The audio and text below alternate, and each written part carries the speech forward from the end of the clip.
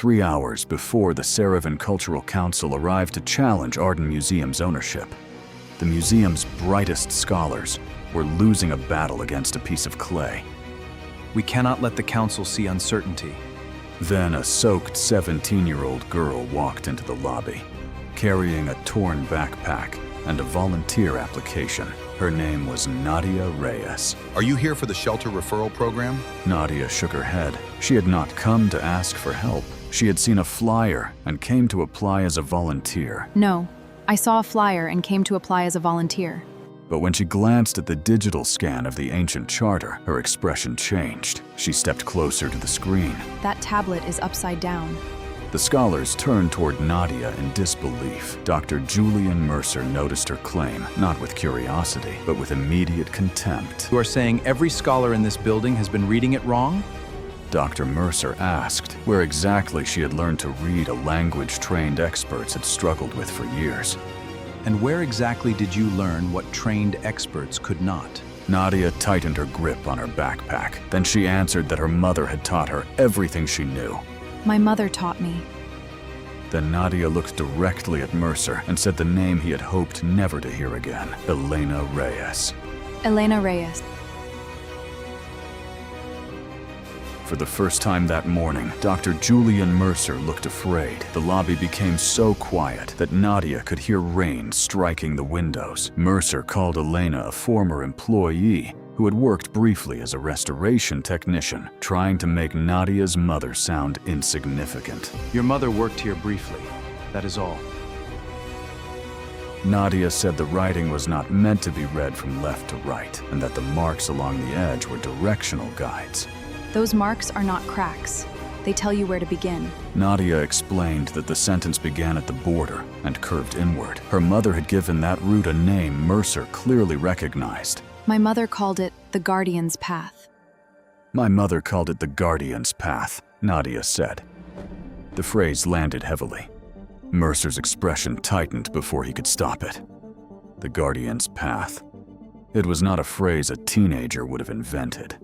It was not something she could have guessed from a quick glance at the screen. Elena had used those exact words in her notes. They had appeared in the report Mercer had hoped would disappear forever. The junior scholars gathered closer to the monitor. One enlarged the lower border. Another brought up older scans. A third began comparing the marks against a database of known Saravan inscriptions. Their movements became slower and more deliberate. The confidence they had shown before Nadia entered the lobby had begun to dissolve. For weeks, they had been trapped inside one interpretation. They had assumed the tablet was a sale agreement because the museum had always called it one. They had assumed the first line named an owner because every exhibition label, donor brochure, and academic summary said it did. They had not tested the possibility that the first line was being read in reverse. Evelyn Hart noticed the shift. She had been standing near the reception desk moments earlier, balancing a phone call from the board with messages from legal counsel and a growing stack of problems that no one else seemed willing to solve. Evelyn was not a historian. She did not claim to understand ancient languages. Her work was more immediate and less romantic. She managed budgets, staff conflicts, insurance concerns, donors, building permits, public relations disasters, and the 1,000 small emergencies that kept Arden Museum functioning. But she understood risk, and the silence around the research screen was beginning to sound like risk. She ended her call and stepped closer. Her eyes moved from the tablet to Nadia, then from Nadia to Mercer. She asked whether the reading direction had ever been tested, using the border marks as guides. No one answered immediately. That hesitation mattered. Mercer stepped in before the silence became too revealing. He said the team had examined all reasonable possibilities. He reminded Evelyn that the document had been studied by senior experts from several institutions. He warned that a museum facing an international legal challenge could not allow an unverified theory to disrupt months of preparation. He sounded calm, but he was speaking too quickly. Nadia saw it. Owen Blake saw it too. Owen was the security guard who had opened the side entrance for Nadia less than an hour earlier. At first, he had thought she had come inside to get out of the rain. Her jacket was old, her shoes were soaked, and the backpack on her shoulder looked as though it had been repaired more times than most people repaired anything. He had almost sent her away. Now he stood near the edge of the lobby, watching the museum's most respected scholar become unsettled by a phrase from an old notebook. Owen did not know the difference between a trade agreement and a custodial covenant. He did not understand Saravan grammar or ancient border signs, but he knew how people behaved when they were trying to hide fear beneath authority. Nadia continued before Mercer could close the conversation. She explained that the opening symbols did not appear to describe a sale.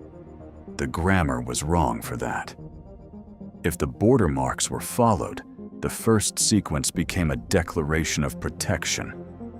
The document seemed to describe an object placed into another party's care. It sounded less like ownership and more like responsibility. That difference changed everything. A sale would mean Arden Museum had a legal claim to the relic connected to the charter. A guardianship agreement would mean the museum had only been trusted with it. And if that trust came with conditions, the museum could lose much more than an artifact. It could lose the story it had told the world for generations. The Saravan Cultural Council had spent years arguing exactly that. Their historians believed the relic had never been sold. Their legal advisors believed the museum's claim rested on a mistranslation. Their community had watched as an object tied to their own history, ceremonies, and ancestors became a centerpiece in a foreign institution. The council was not coming to Arden Museum for a polite visit. They were coming to demand answers. Mercer knew that better than anyone. He also knew that if Nadia's interpretation was correct, the charter could become evidence against him. He tried to dismiss her without appearing cruel. He said that ancient texts were filled with ambiguity. He suggested that memories of a parent's research could become distorted over time. He described Nadia's observations as interesting, but incomplete, the kind of thing that should be left to trained professionals. To anyone who did not know him, it might have sounded reasonable, but Nadia heard the message beneath it. You do not belong in this room. You do not understand what you are touching. You should be grateful that we are even listening. For a moment, she felt the old instinct disappear. She had felt it in school when teachers saw the name of the youth shelter on her records. She had felt it at social service offices when adults spoke over her as though she were a problem waiting to be processed. She had felt it at job interviews when people looked at her carefully repaired shoes and decided not to ask another question. Her mother had once told her that poor people were often expected to be grateful just for being allowed inside a room. But Elena had also told her something else. When someone becomes uncomfortable because of a question, that question is usually worth asking. Nadia opened her backpack. Inside was an old leather notebook. The cover had cracked at the corners. Several pages were held together by faded thread. The notebook had traveled with Nadia through every difficult year after her mother died. It had survived moves, shelters, temporary rooms, donated furniture, and nights when Nadia slept with it beneath her pillow because she was afraid someone might take it. To anyone else, it was only a worn book. To Nadia, it was the closest thing she had to hearing her mother's voice again. She opened it carefully. The pages were filled with copied symbols, restoration sketches, arrows, questions, and notes written in Elena Reyes's neat, steady handwriting. Some of the pages showed the Saravan charter from different angles. Others contained close studies of the border marks.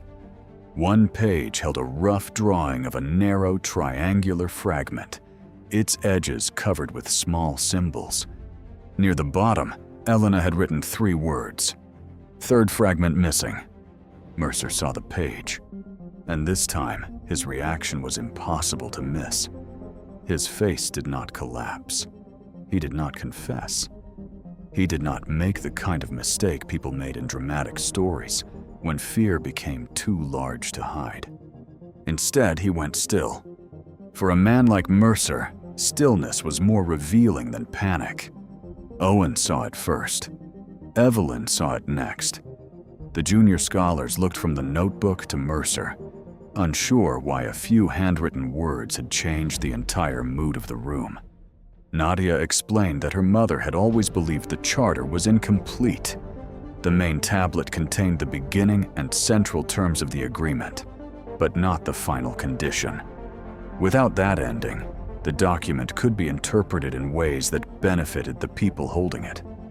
But Elena had believed a third fragment existed, and she had believed it contained the part that mattered most. Mercer dismissed the notebook as private material with no official authority. He said that scattered notes and old sketches could not be treated as evidence.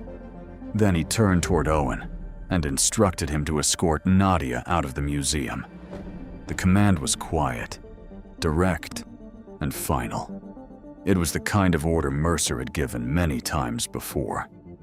Most people obeyed him because they knew what happened when they did not. Careers could stall, invitations could disappear, research funding could dry up. A single bad impression from the head of a department could follow a person for years. But Owen did not move. He had spent most of his working life following instructions. Security work taught people to respect procedure.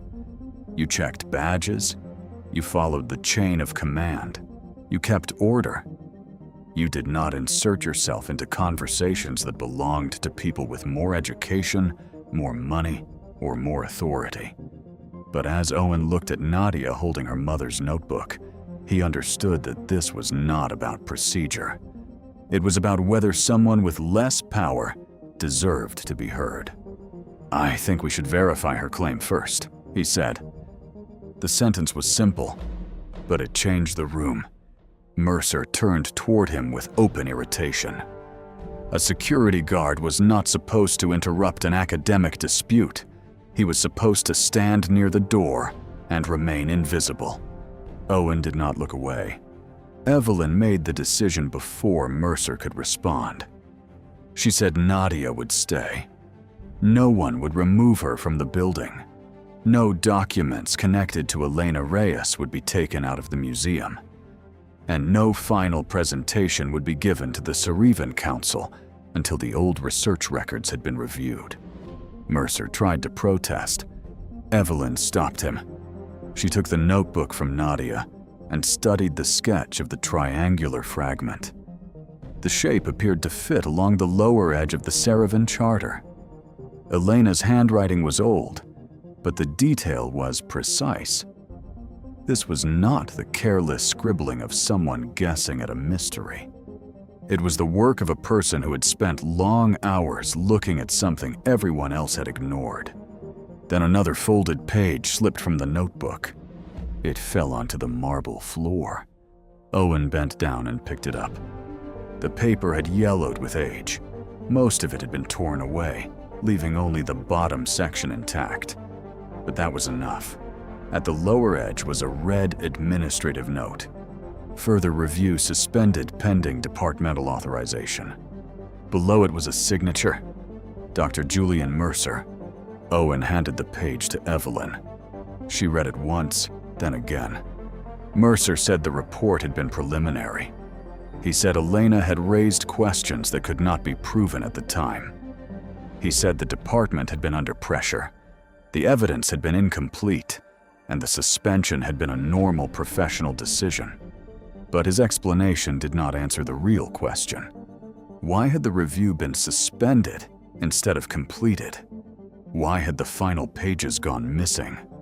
Why had the museum continued to present the charter as proof of ownership after one of its own researchers raised doubts. And why had Mercer reacted with fear when Nadia mentioned the third fragment? Evelyn looked at the old note in her hand. Then she asked Owen to take Nadia to the archive room beneath the museum. The archive was not part of the public Arden Museum. Visitors saw marble floors, bright galleries, climate-controlled display cases, and carefully chosen labels. The archive was where the less polished history lived. It sat below the galleries behind gray doors and narrow corridors.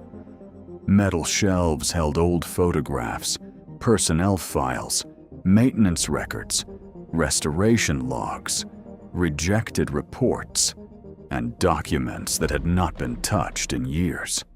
It smelled of dust, paper, cardboard, and cold metal. For Nadia, it felt strangely familiar. Her mother had once worked in rooms like that. Not under gallery lights, not beside wealthy donors. In spaces where people handled broken objects, sorted fragments, and tried to restore what time had damaged. Owen switched on the lights. Rows of shelves stretched ahead of them. At first, Nadia found only small traces of Elena. Her name appeared in old staff rosters, payroll forms, inventory lists, and repair schedules. She was described as a technician, an assistant, a support employee. Never a researcher. Never a contributor. Never someone who had asked questions important enough to threaten the museum's official story. The absence hurt more than Nadia expected. It was one thing to know that her mother had been dismissed. It was another to see how completely her work had been erased. Owen searched through boxes marked with old project names. Nadia moved slowly between cabinets, checking dates and labels. The Saravan Charter had been studied in several phases over the years. The museum had recorded every restoration material, every temperature change, every crack, every photograph. Yet somehow, the final fragment had vanished from the story. Then Nadia found a photograph. It had been taken during an excavation exhibit opening 12 years earlier. Dr. Mercer stood near the center, younger but instantly recognizable, smiling beside donors, visiting scholars, and senior museum officials. Near the edge of the picture, almost cut off by the frame, stood Elena Reyes. She was holding a padded tray. On the tray were several clay fragments. One of them was narrow and triangular. Nadia placed the photograph beside the sketch from her mother's notebook. The shapes matched. The third fragment had existed. It had been found with the charter, and at some point, it had been removed from the official record. Owen searched another shelf and found a large storage box labeled Saravan Restoration Project, 2014 to 2016. Inside were folders of condition reports, photographs, correspondence, and maintenance forms. Several gaps appeared where files should have been. Empty spaces between folders suggested that someone had removed documents long ago. But at the bottom of the box, beneath a stack of old storage logs, Owen found an envelope. Elena Reyes's handwriting covered the front. Nadia stared at it for several seconds before touching it. The envelope had survived 12 years in the museum's basement. It had survived staff changes, renovations, storage moves, and whatever effort had been made to erase Elena's work. Somehow, it had remained hidden among files no one thought important enough to destroy. Inside was a partial report. The first page carried Elena's name. The second page described the same border marks Nadia had identified in the lobby. The third page argued that the charter might be a custodial agreement rather than a transfer of ownership. The fourth page mentioned a detached fragment that could contain the final condition of the covenant. And at the bottom, in the same red ink, was the same instruction. Further review suspended. Nadia read the pages again and again. The words were not dramatic. Elena had not written with anger. She had written carefully, professionally, and with the restraint of someone who knew that evidence mattered more than emotion. But between the lines, Nadia could see her mother's loneliness. Elena had been right. She had known something was wrong. She had tried to tell people with the authority to investigate, and someone had made sure the investigation stopped. Nadia thought about the last years of her mother's life. After losing her job at Arden Museum, Elena had taken whatever work she could find. She restored damaged books for a small shop across town. She cleaned offices at night. She repaired old furniture. She translated simple letters and labels for community groups. She never returned to academic conferences. She never received another museum position. She became quieter, more tired, and more careful about what she said. But she never stopped studying. Some nights, Nadia would wake up and see light beneath the kitchen door. Her mother would be sitting at the table with a cup of cold tea, copying symbols into the leather notebook. She had never spoken much about Mercer. She had never explained exactly why she had been forced out. But once, when Nadia was still young, she had asked why her mother kept working on something that had already caused so much pain. Elena had looked up from the page and said, "The truth does not stop being true, just because powerful people are tired of hearing it." Nadia had been too young to understand. Standing in the archive room with the report in her hands, she understood at last. Evelyn arrived a few minutes later. She had been trying to keep the museum from falling apart upstairs. The Saravan Council's cars had already been seen outside. Board members were gathering in the reception hall. The legal team had asked for an update. Donors were beginning to notice that the scheduled presentation had been delayed. But when Evelyn read Elena's report, the urgent noise of the building seemed to fade. She read it once as an administrator looking for liability. Then she read it again as a person trying to understand how an institution had allowed one woman's work to disappear. The report was not reckless. It was not speculative in the careless sense Mercer had claimed. Elena had documented her observations. She had included comparative references. She had outlined what needed to be tested. She had not demanded that the museum surrender the relic immediately. She had simply asked for the truth to be examined. Evelyn looked at Nadia. For the first time that day, Nadia was no longer an unwanted visitor, a shelter girl, or an inconvenience at the worst possible moment. She was the only person in the building carrying evidence everyone else had ignored. A message came through Evelyn's phone. The Saravan Cultural Council had arrived, and somewhere inside Arden Museum, hidden beneath a false label or a forgotten display case, was the missing fragment that could expose everything Julian Mercer had spent 12 years trying to bury. The Saravan Cultural Council entered Arden Museum without anger, spectacle, or raised voices. They did not need any of those things. Their presence alone unsettled the building. The delegation included historians, preservation specialists, legal advisors, and Professor Layla Rahman, one of the most respected scholars of ancient Saravan language and law. They had traveled for years through archives, private collections, old shipping documents, and the scattered records of expeditions that had removed objects from their homeland. For generations, people from Saravan had watched museums around the world display pieces of their culture. Sacred objects had been taken from temples, burial sites, family archives, and ceremonial grounds. They had been transported across oceans, assigned new catalog numbers, placed beneath foreign lighting, and described in languages their creators would never have recognized. The world often called that preservation, but preservation without consent could become another form of theft. The Saravan Council had come to Arden Museum because the charter mattered. It was not only a tablet, it was the legal memory of an agreement made during a time of violence and uncertainty. The relic connected to it had been treated as a trophy by the museum, but to the Saravan people, it was something else entirely. It represented continuity. It represented survival. It represented a promise made by their ancestors that no institution had the right to rewrite.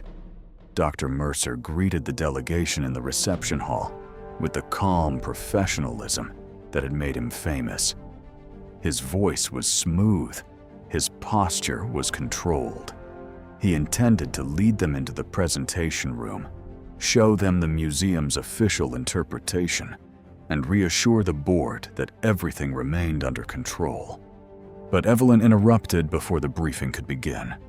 She informed the council that new archival material had been discovered and that the museum could not ethically present a final translation until the evidence had been reviewed. Mercer's frustration appeared only briefly. To most people, he still looked composed. But Layla Rahman noticed. She had spent decades working with scholars, collectors, politicians, and museum leaders. She knew the difference between uncertainty and concealment. She knew when a person was trying to protect truth and when a person was trying to protect a reputation. Then she saw the old leather notebook in Nadia's hands. Layla stopped walking. Her eyes moved to the cracked cover, then to the faint handwriting visible on the open page. For a moment, her expression changed from professional caution to something more personal. "Elena Reyes," she said quietly. I knew her name. Nadia looked up. The room seemed to narrow around those words. Years earlier, before Elena had been forced out of Arden Museum, she had contacted Professor Layla Rahman. Elena had asked questions about the structure of old Saravan custodial agreements. She had sent a short letter describing the border marks on the charter. Layla had replied with several sources and asked for more photographs. Then the correspondence stopped. Layla had never known why. She had assumed Elena had been discouraged. She had assumed the museum had chosen a different direction. She had assumed, as people often assumed when someone disappeared quietly from an institution, that the person must have made a mistake. Now, seeing Nadia, the notebook, and the partial report, Layla understood what had really happened. Elena had been silenced. Nadia showed her the report from the archive, the old photograph, and the sketch of the triangular fragment. Layla examined them carefully. She did not rush to make a grand claim. She asked questions. She compared dates. She looked at the handwriting. She studied the directional markings drawn by Elena beside the tablet. Then she said that the evidence deserved to be taken seriously. That was enough. For the first time, Mercer was no longer controlling the conversation. Nadia remembered another detail from the notebook. The sketch of the missing fragment had been drawn beside a rough outline of the museum's upper gallery. Her mother had written a short sentence beneath it, one Nadia had never fully understood. The final promise was moved where no one would think to read it. Nadia thought of the photograph she had found in the archive. Behind Elena and Mercer, almost hidden by the group of donors, had been a familiar display case. It stood in the upper gallery beside a bronze ceremonial mask. Nadia remembered seeing it years ago when her mother had once brought her to the museum before everything changed. The clue had been there all along. The group moved toward the upper gallery. Mercer tried to stop them without seeming like he was stopping them. He argued that the museum should follow established procedure. He said the council should not be drawn into an internal archival disagreement. He suggested that the search for a missing fragment could take days, perhaps weeks, and that it would be irresponsible to make conclusions before the proper team had examined every record. But his argument only made Evelyn more certain. A man who believed the fragment did not matter would not be trying so hard to delay the search. The upper gallery was quieter than the rest of the museum. Most visitors had been redirected because of the unexpected meeting. Rain darkened the tall windows, turning the city outside into a blurred gray landscape. The bronze ceremonial mask sat behind glass at the center of the room, its surface reflecting faint gold light. Beside it was a small display case containing several fragments that had been labeled as decorative objects of uncertain origin. One of them was triangular. It was smaller than Nadia expected, smaller than the fear it had caused, smaller than the years of silence built around it. It rested on dark velvet beneath a short museum label that made it sound meaningless. Decorative clay fragment, origin uncertain. Nadia stood before the glass and felt something cold move through her chest. For 12 years, the truth had been sitting in plain sight. Visitors had walked past it. Scholars had walked past it. Donors had walked past it. Mercer had walked past it every day, knowing exactly what it was. The conservator carefully opened the case. The fragment was removed and placed beside a high-resolution image of the Saravan Charter. The shape aligned with the lower border. The clay composition looked similar.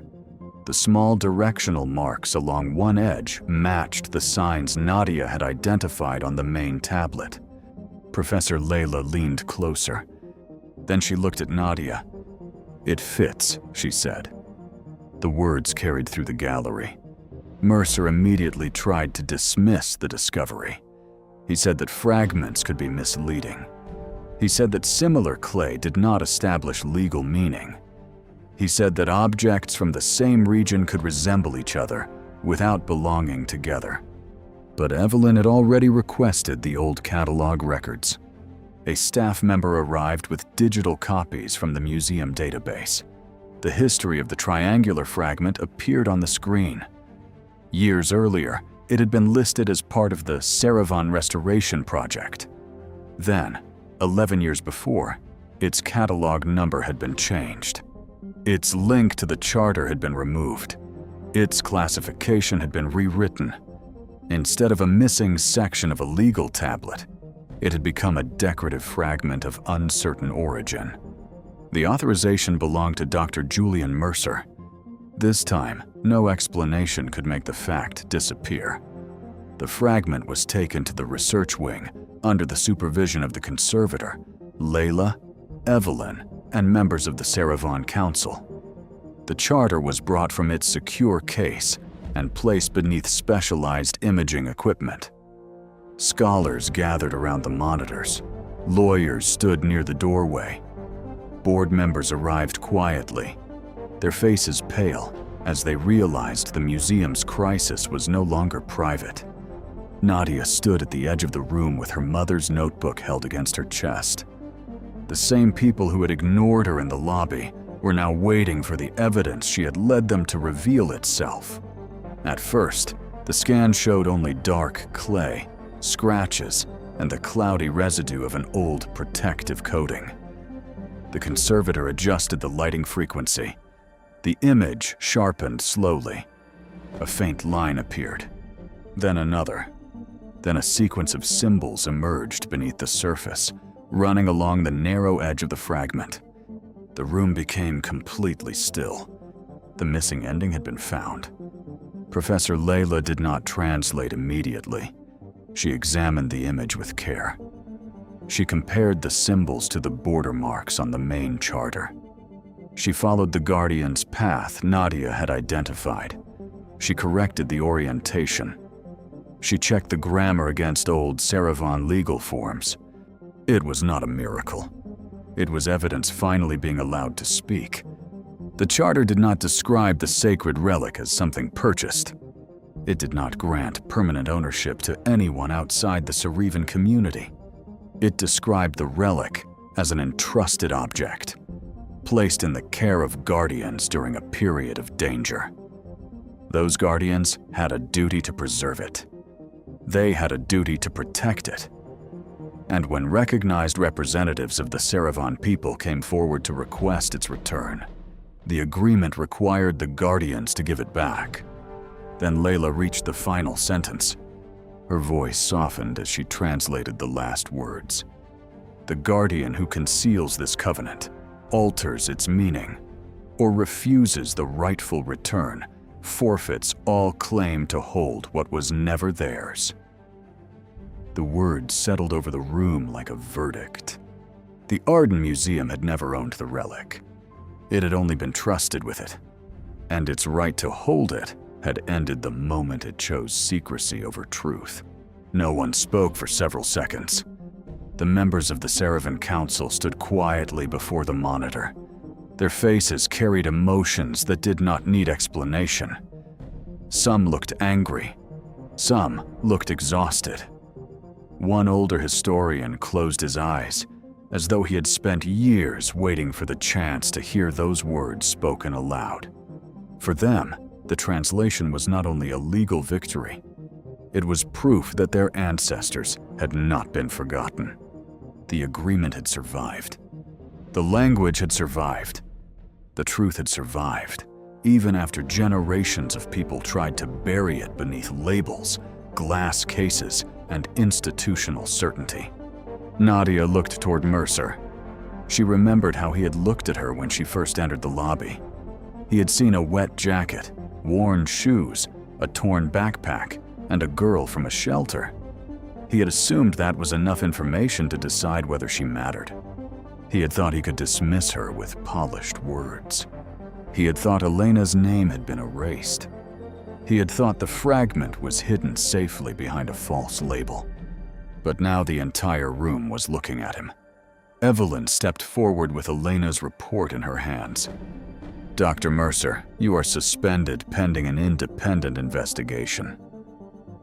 Mercer tried to argue that the museum could not make such a decision based on a single translation. He claimed that the council was interpreting incomplete evidence. He insisted that catalog changes could have administrative explanations. He tried to make the truth sound complicated again, because complication had protected him for years. But the evidence was no longer a single translation. It was 12 years of hidden reports. It was altered catalog records. It was a missing fragment reclassified under his authorization. It was Elena's research. It was Nadia's notebook.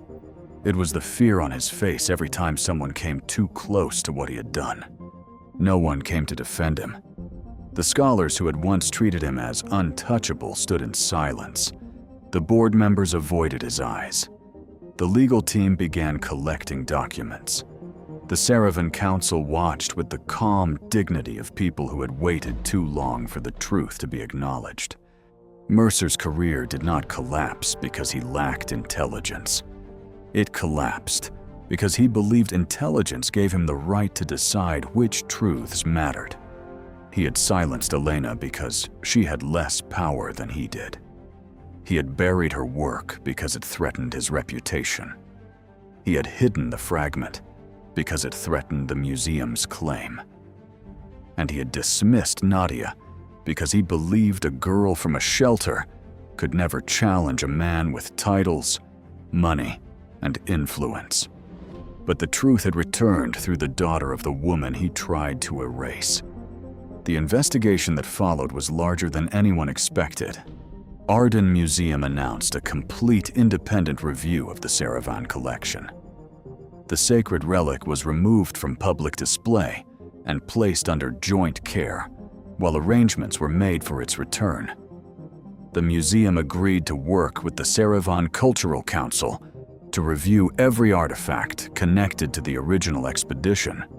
More documents were found in the weeks that followed. There were internal emails showing that Mercer had discouraged staff from revisiting Elena's work. There were catalog revisions with no proper explanation.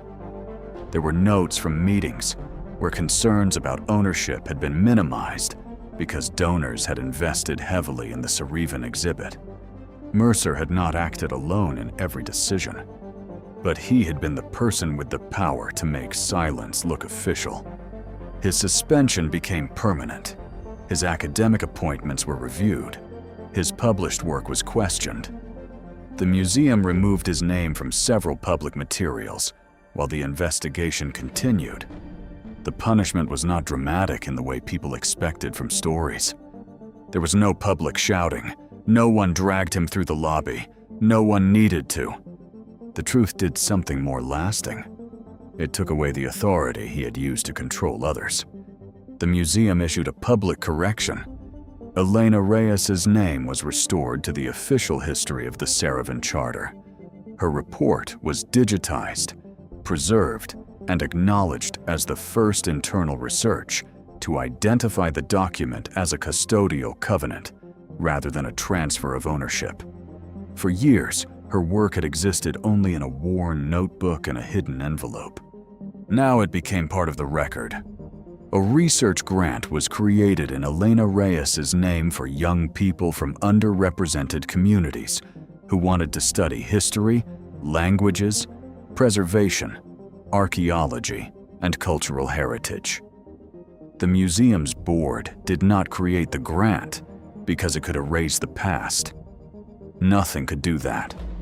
They created it because the future had to become different. Nadia did not become rich overnight. She did not suddenly appear on magazine covers or receive a perfect new life from strangers who had ignored her before. That would not have been honest. Her problems did not disappear because one day changed everything. But the day did change the direction of her life. She received a paid internship with the joint Saravan Arden Preservation Project. The position came with transportation support, educational guidance, and stable housing assistance through a youth transition program. For the first time in a long time, Nadia had a place to go that did not feel temporary. She also had a future that did not depend on someone else deciding she belonged. Professor Layla became one of her mentors. She did not treat Nadia as a miracle or a symbol. She treated her as a young person with knowledge, patience, and a deep connection to the work her mother had begun. She taught Nadia how to verify evidence, how to question assumptions, and how to let facts speak louder than anger. Nadia listened carefully, but she never forgot the lesson she had already learned from Elena. Sometimes the most important thing a person can do is refuse to let the truth become invisible. Months later, Nadia returned to the archive room beneath Arden Museum. The room still smelled of dust, paper, and old metal shelves, but it no longer felt like a place where forgotten stories were buried. A new workstation had been set up near the window. There were digitization tools, preservation folders, and neatly labeled boxes waiting to be cataloged. Nadia entered with her own identification badge. This time, she did not come through the side door hoping someone would let her stay. She belonged there. On her desk sat her mother's old leather notebook beside a new archival folder. The label read, Elena Reyes Collection. Nadia opened the notebook to the first page. There, in faded handwriting, was a sentence her mother had written years before. The truth is often hidden in the part everyone else ignores. For years, Nadia had thought those words were only about old symbols and forgotten documents. Now she understood that they were about people too.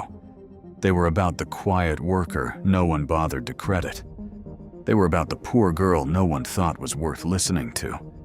They were about the community whose history had been carried away and renamed by strangers.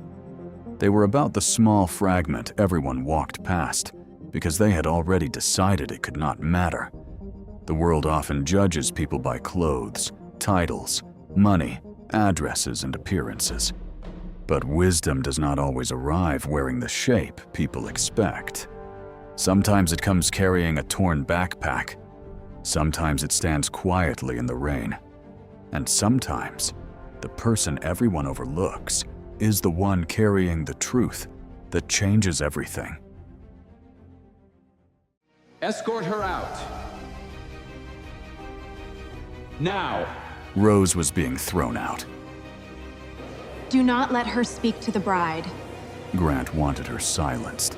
Maya saw everything. Aunt Rose! What is happening? Give me the box, and this ends quietly. The box terrified him. Let her go. Do not sign anything. You need to hear the truth. That man is lying to you, Maya. Your grandmother knew exactly who you would become. Security will handle her. His mother helped hide it. Tell me the truth.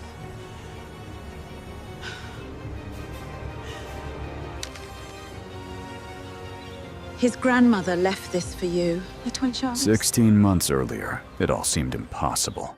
At 31, Maya had built a life that looked ordinary from the outside and meaningful to anyone who knew her. She taught at a public school on the east side of Briarwood, where she worked with children whose families had learned to measure time in appointments, bus schedules, and insurance denials. Her classroom was full of picture cards, weighted blankets, chipped tables, and little victories that never made the news.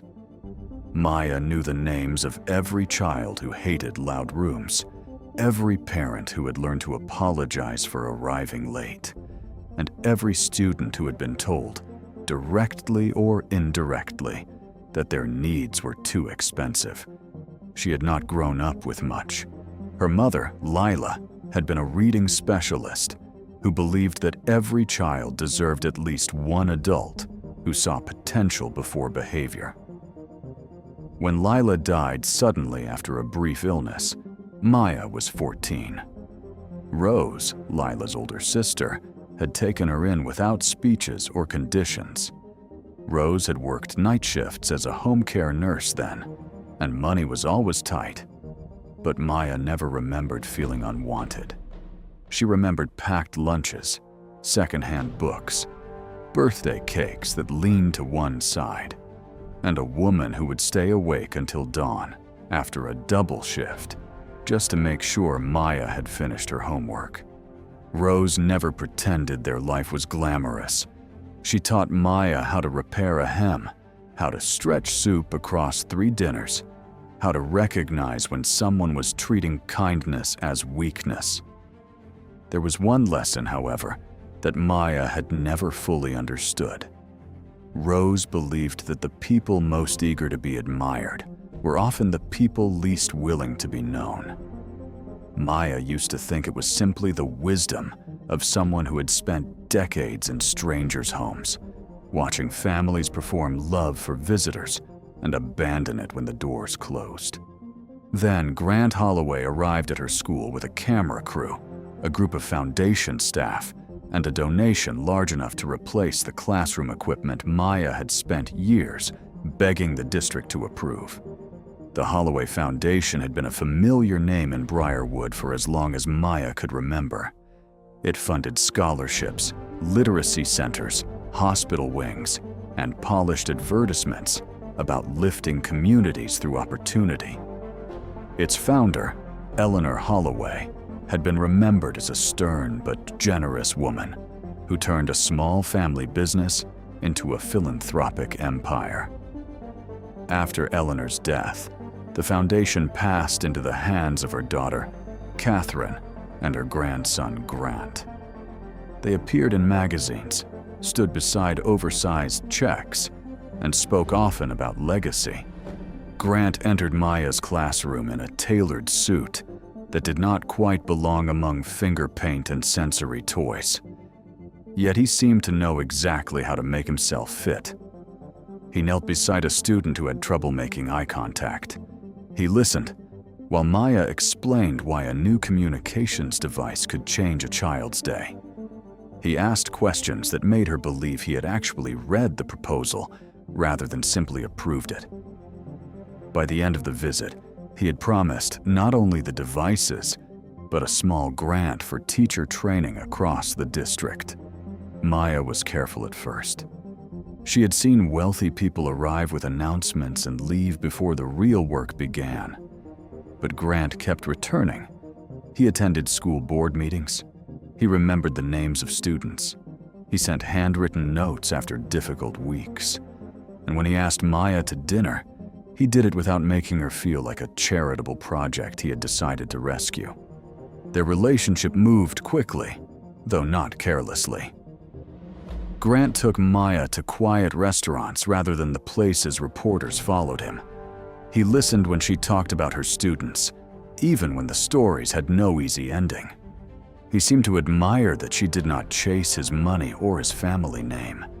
In fact, he often said that being with her felt like stepping outside the world that expected something from him every minute of the day. Rose did not share Maya's confidence.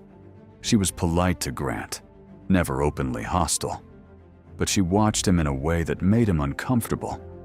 She noticed how his generosity increased when a camera was nearby. She noticed that he asked Maya to send photographs whenever a new device arrived at school, then later claimed those photographs had inspired the Foundation's latest campaign. She noticed the small pauses in his expression when Maya disagreed with him, the faint tightening around his mouth when anyone failed to admire him quickly enough. Still, Rose said little. Maya had spent most of her life being underestimated because of where she came from. Rose did not want to become another person, telling her that happiness was too fragile for someone like them to trust. So she kept her concerns to herself, hoping she was wrong. For a while, it seemed she might be. Grant proposed on a winter evening beneath the lights of a small botanical garden that had been closed to the public for the night. There were no journalists, no celebrity friends, no branded banners. Maya believed that was proof the moment belonged only to them. When she said yes, Grant held her as though he had been waiting his whole life for someone who did not care about the Holloway name. The engagement changed the temperature around them almost immediately. Catherine Holloway began appearing more often, always elegant, always measured, always able to make a criticism sound like concern. She offered to manage the wedding because, as she gently suggested, a marriage into the Holloway family attracted attention, and attention required care. She selected the chapel, the guest list, the flowers, the menus, and eventually most of the people allowed to have an opinion. At first, Maya accepted this as generosity. She had never planned a wedding and did not want to be ungrateful. But Catherine's help came with a quiet process of removal. Maya's co-workers were shifted to a distant table because the room was limited. Rose was advised that a smaller family dinner before the ceremony might be more comfortable than the main reception. A photo of Maya's mother, which Maya wanted near the ceremony flowers, was described as too personal for the visual plan. Each decision seemed minor by itself. Together, they made Maya feel less like a bride and more like a detail being arranged. Grant always found a way to smooth it over. He told Maya his mother had spent her life managing public attention and did not know how to stop. He promised that once the wedding was over, they would build a life with fewer expectations and more space. Maya wanted to believe him.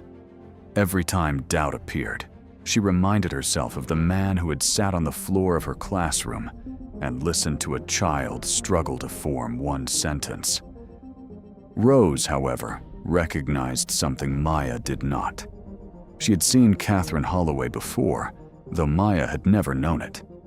Nearly 20 years earlier, Rose had worked as a private nurse for Eleanor Holloway during the final season of Eleanor's life. By then, Eleanor was no longer the towering public figure people admired from newspaper photographs. She was ill, exhausted, and increasingly troubled by things happening inside the foundation that carried her name. Rose had been hired because Eleanor wanted someone outside the family, She had told the agency that she needed a nurse who could be trusted not to confuse employment with loyalty to Catherine or Grant. Rose had not understood the significance of that request until the nights when Eleanor could not sleep. On those nights, the old woman spoke less about death than betrayal. She had built the Holloway Foundation to keep children from being discarded by systems that found them inconvenient.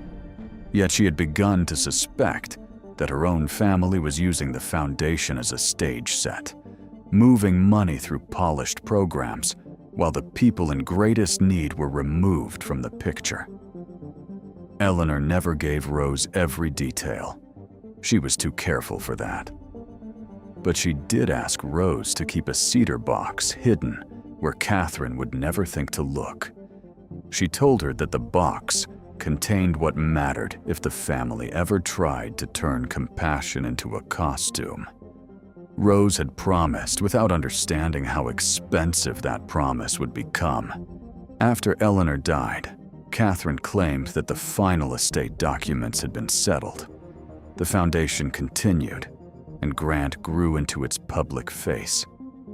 Rose received no invitation to the funeral reception.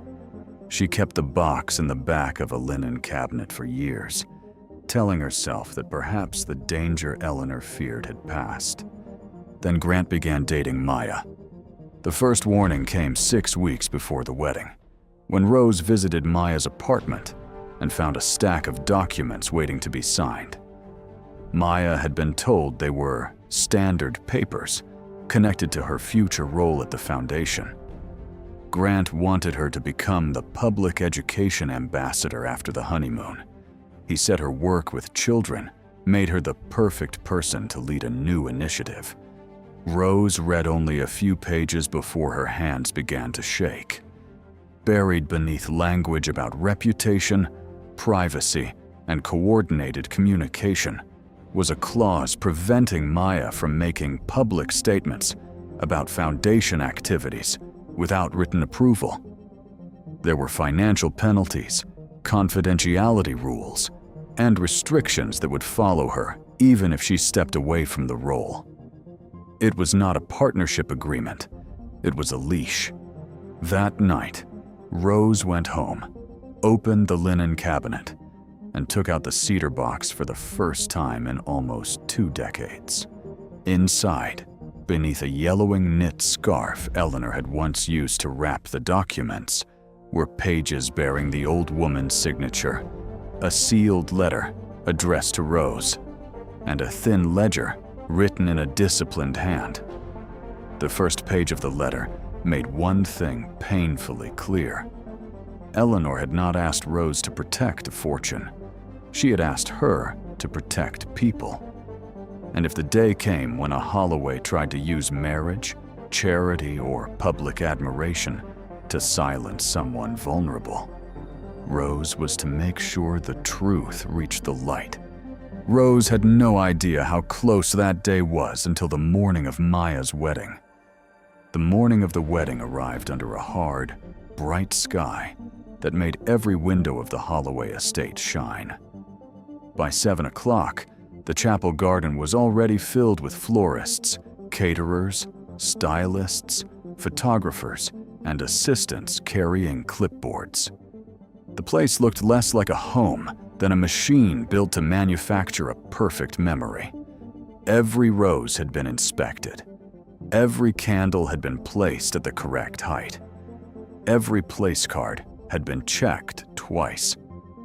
And in the center of it all, Maya was being prepared to marry the man everyone insisted had given her a life beyond anything she could have imagined. Rose arrived alone just after 9. She wore the blue dress Maya had helped her choose, a simple coat against the morning chill, and the old cedar box tucked inside a canvas bag. She had spent the night reading Eleanor's letter until the words blurred. There was no instruction telling her to interrupt a wedding, no sentence ordering her to humiliate Grant or expose the family in front of strangers. Eleanor had only asked her to act before another innocent person became part of a lie. That difference mattered to Rose. She did not want revenge. She did not even want to ruin Grant. What frightened her was the thought of Maya spending years trying to understand why the man she loved had slowly taken control of her voice, her work, and her memories of what was right. Rose had watched that happen to women before. It rarely began with cruelty that anyone else could see. It began with decisions made on their behalf, concerns dismissed as stress, and gratitude demanded in exchange for a comfortable cage. Catherine saw Rose before Maya did. Her eyes moved to the canvas bag, then to Rose's shoes, then to the anxious way Rose searched the corridor for someone who could take her to the bridal room. Catherine greeted her with polished restraint, but the message beneath her manners was immediate. Rose had not been expected to arrive so early, and the family could not allow distractions on a day meant to be photographed from every angle. Rose asked to speak with Maya privately. Catherine explained that the bride was overwhelmed and could not be disturbed.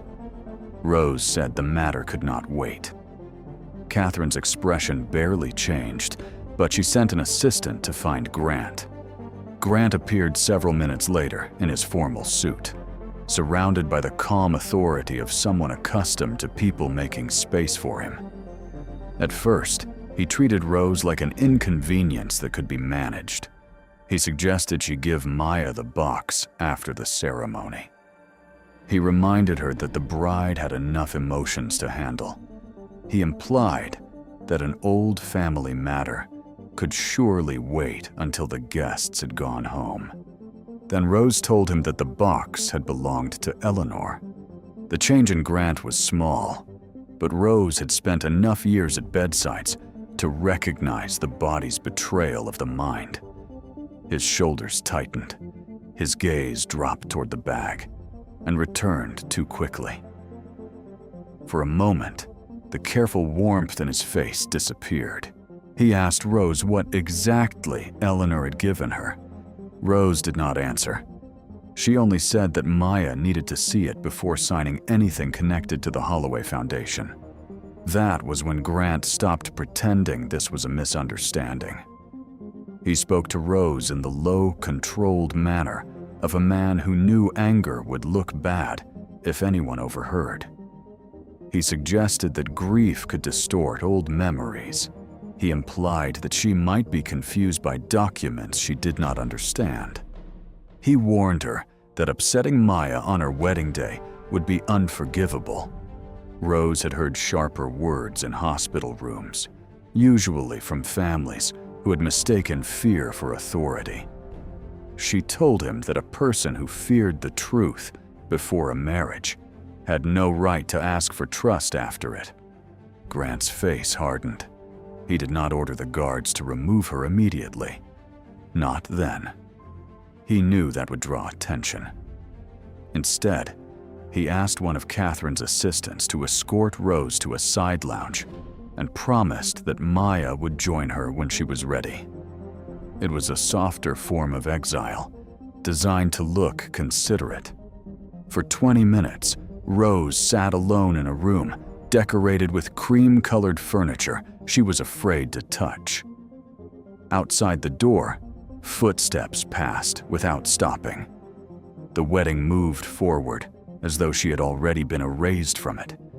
She could hear distant music being tested in the chapel and the low murmur of guests arriving. With every minute, she felt the old weight of hesitation return. Perhaps Maya deserved a quiet day. Perhaps Rose was about to damage the one thing her niece had allowed herself to want.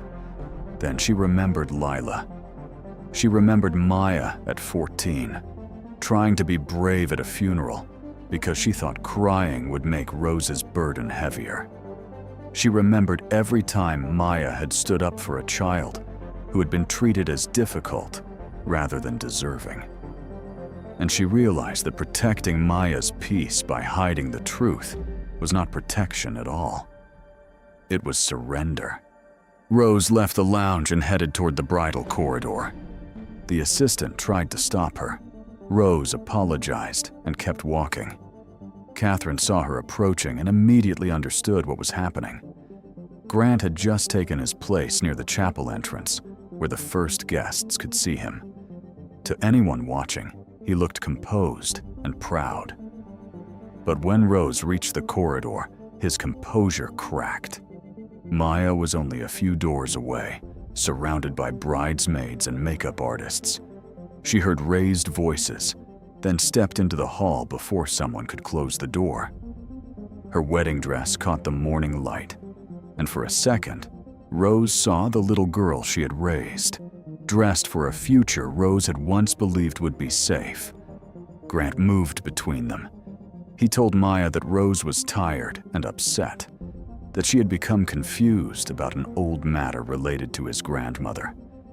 He made it sound merciful, as though he were protecting both women from embarrassment.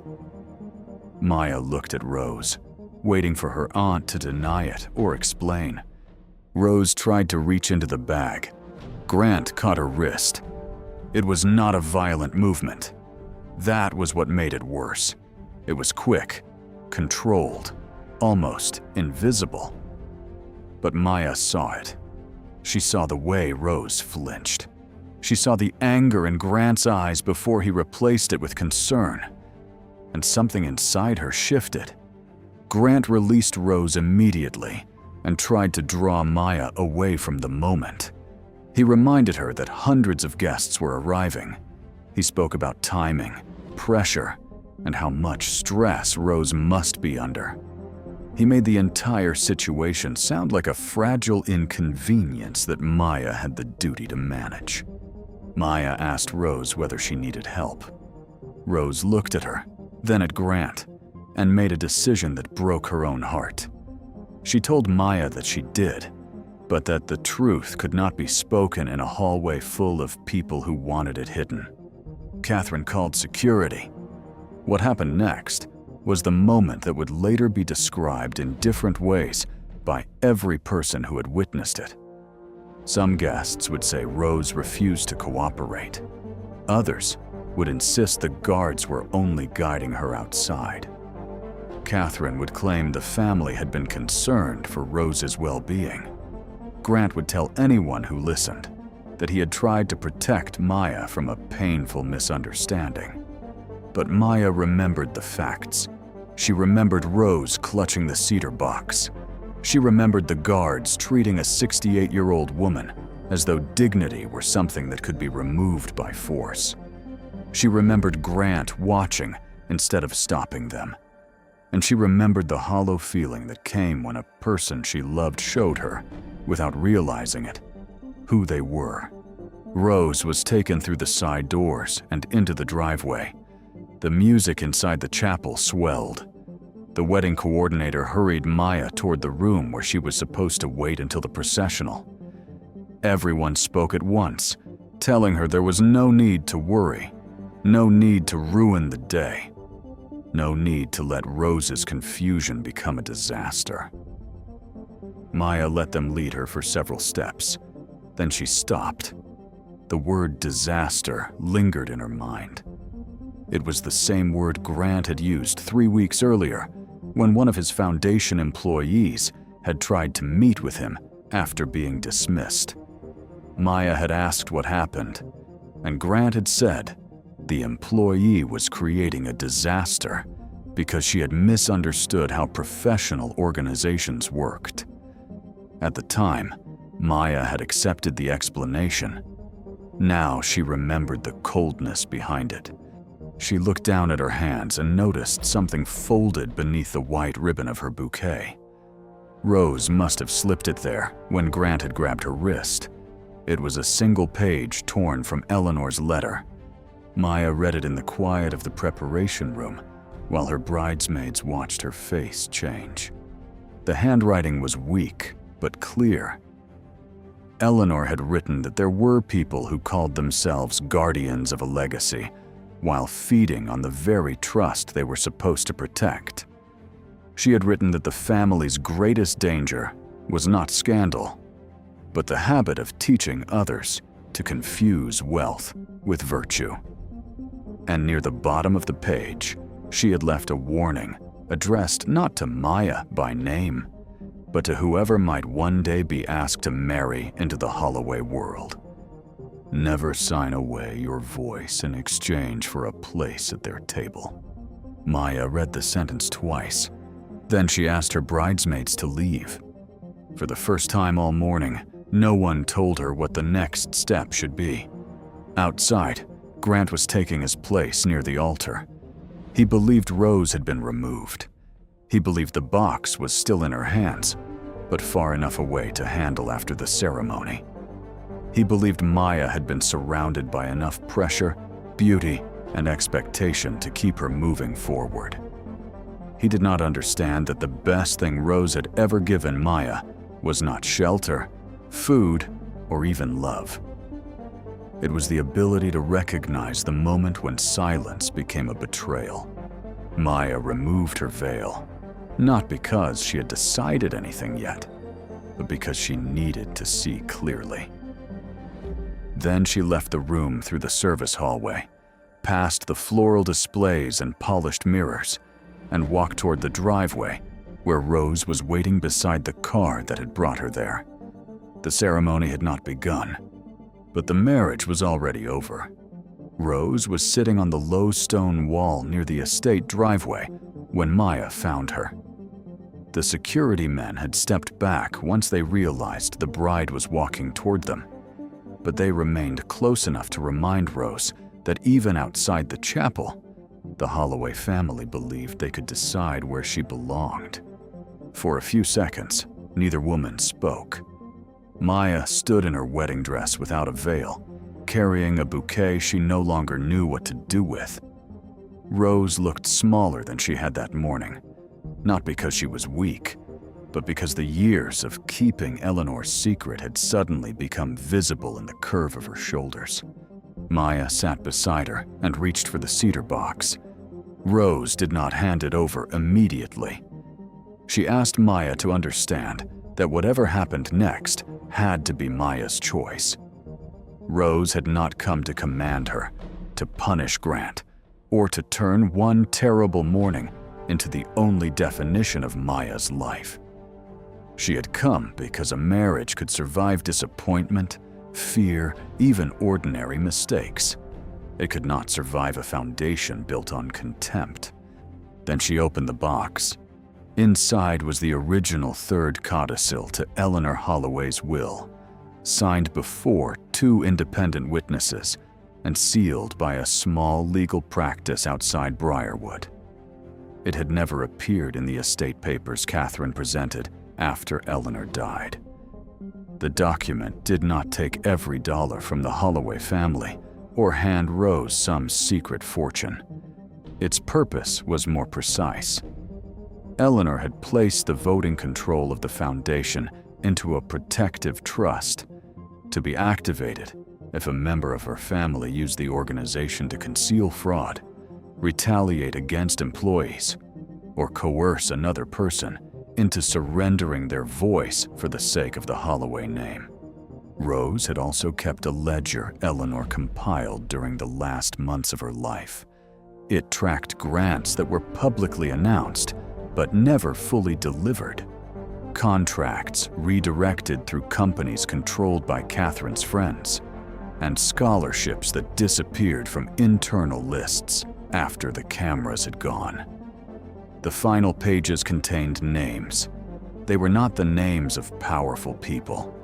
They belonged to teachers, community coordinators, social workers, and former foundation employees who had tried to raise concerns and had been quietly pushed out. There was one name Maya recognized at once. It belonged to a woman named Helena Ward, a former director of the Holloway Education Initiative. 3 weeks earlier, Grant had called Helena a disgruntled employee who had tried to create problems after losing her position.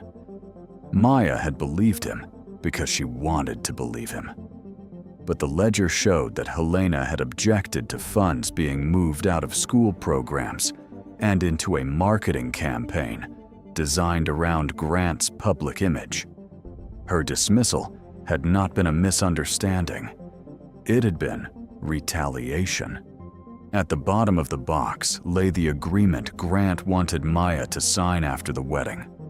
Rose had found a copy among documents left at Maya's apartment. Eleanor's letter explained why it mattered. Grant was not simply inviting Maya to become an ambassador for the foundation.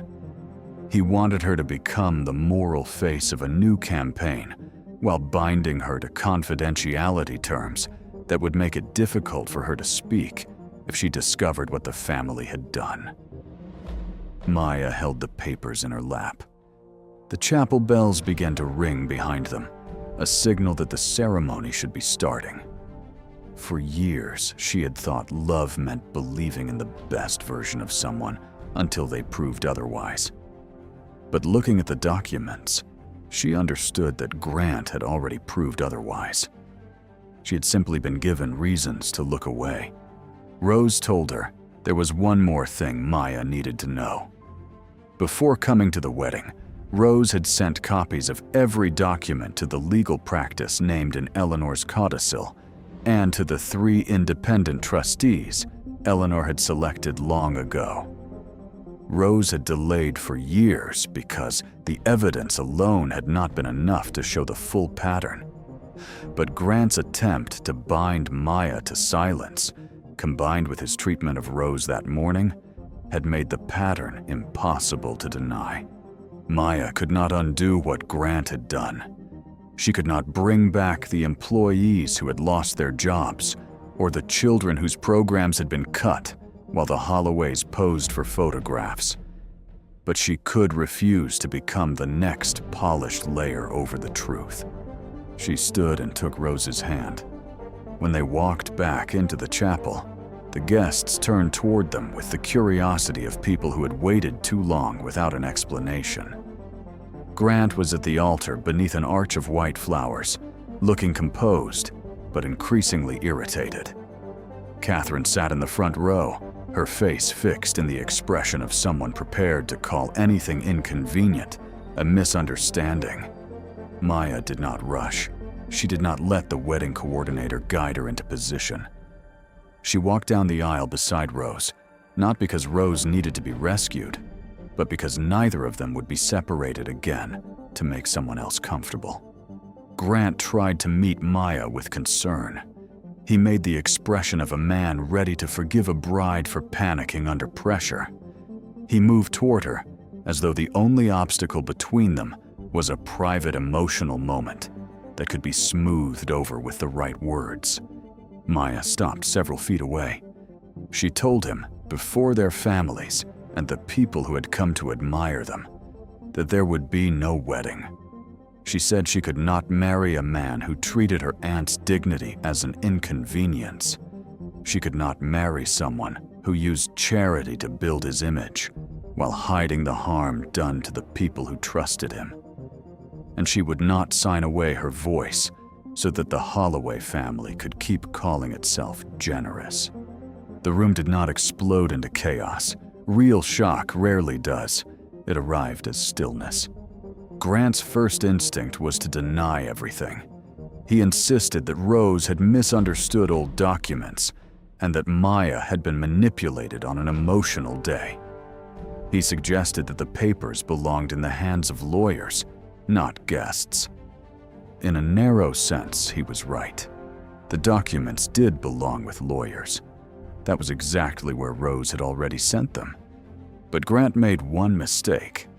In trying to diminish Rose, he revealed the same contempt that had brought them all to that moment. He described her as a former employee who had spent too long attached to the family's past. He spoke as though years of service made her less credible, not more. Several people in the room looked at one another. Some had worked with the foundation. Some had seen the polished version of Grant for years. And suddenly, they remembered the staff members who had vanished, The programs announced with fanfare and then quietly abandoned. The questions that had never received answers. Catherine rose from her seat and tried to take control. She suggested postponing the ceremony, moving the discussion somewhere private, protecting Maya from further embarrassment. But Maya understood the language now. Private had always meant hidden. Protected had always meant silenced. She placed the cedar box on the front pew and walked out of the chapel with Rose. The photographs later showed the moment in a way no one could have planned. The bride was still wearing white, but she was not crying. Rose was still carrying her worn canvas bag. Behind them, the flowers, musicians, and imported decorations remained exactly where they had been placed.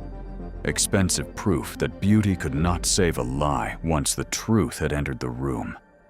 The fallout did not happen in one dramatic afternoon. It happened through letters, audits, meetings, frozen accounts, and people finally realizing they were no longer alone. Within 48 hours, the independent trustees filed for an emergency review of the Holloway Foundation. The legal practice confirmed the authenticity of Eleanor's codicil. Grant's public role was suspended, while outside auditors examined the records, and Catherine resigned from the board before the trustees could vote to remove her. The family's public relations team called it a dispute over estate documents, but that explanation collapsed when former employees began sharing their own records. Helena Ward came forward first, with years of emails showing that Grant's office had delayed grants until media campaigns could be arranged. A regional coordinator described programs cut because the children they served did not fit the right image. A finance manager produced instructions to classify image-building expenses as community outreach. The Holloways had protected themselves by making each person believe their experience was isolated. Once those people compared their records, the pattern was impossible to deny. The investigation found that Grant had inherited a culture of manipulation from Catherine and had learned to make it look modern, polished, and strategic. But he had intensified it. He planned to make Maya the face of an education campaign because her sincerity gave him what money could not buy: credibility. Grant had spent years deciding which children were visible enough to deserve help. In the end, his future depended on the testimony of people he had tried to make invisible. The Protective Trust took control of the foundation's voting rights. It rebuilt the board with teachers, community representatives, former program staff, and independent financial oversight. Grants were reviewed, neglected programs were restored where possible, and the people who had been ignored were finally given a chance to speak before decisions were made again. Grant faced civil cases, financial inquiries, lost partnerships, and the collapse of the public platform he had treated as proof of his worth. More painful to him than the money was the loss of control. For the first time, he could not shape the narrative with a smile, a speech, or a carefully placed photograph. Catherine watched the family name become a symbol of everything Eleanor had tried to prevent.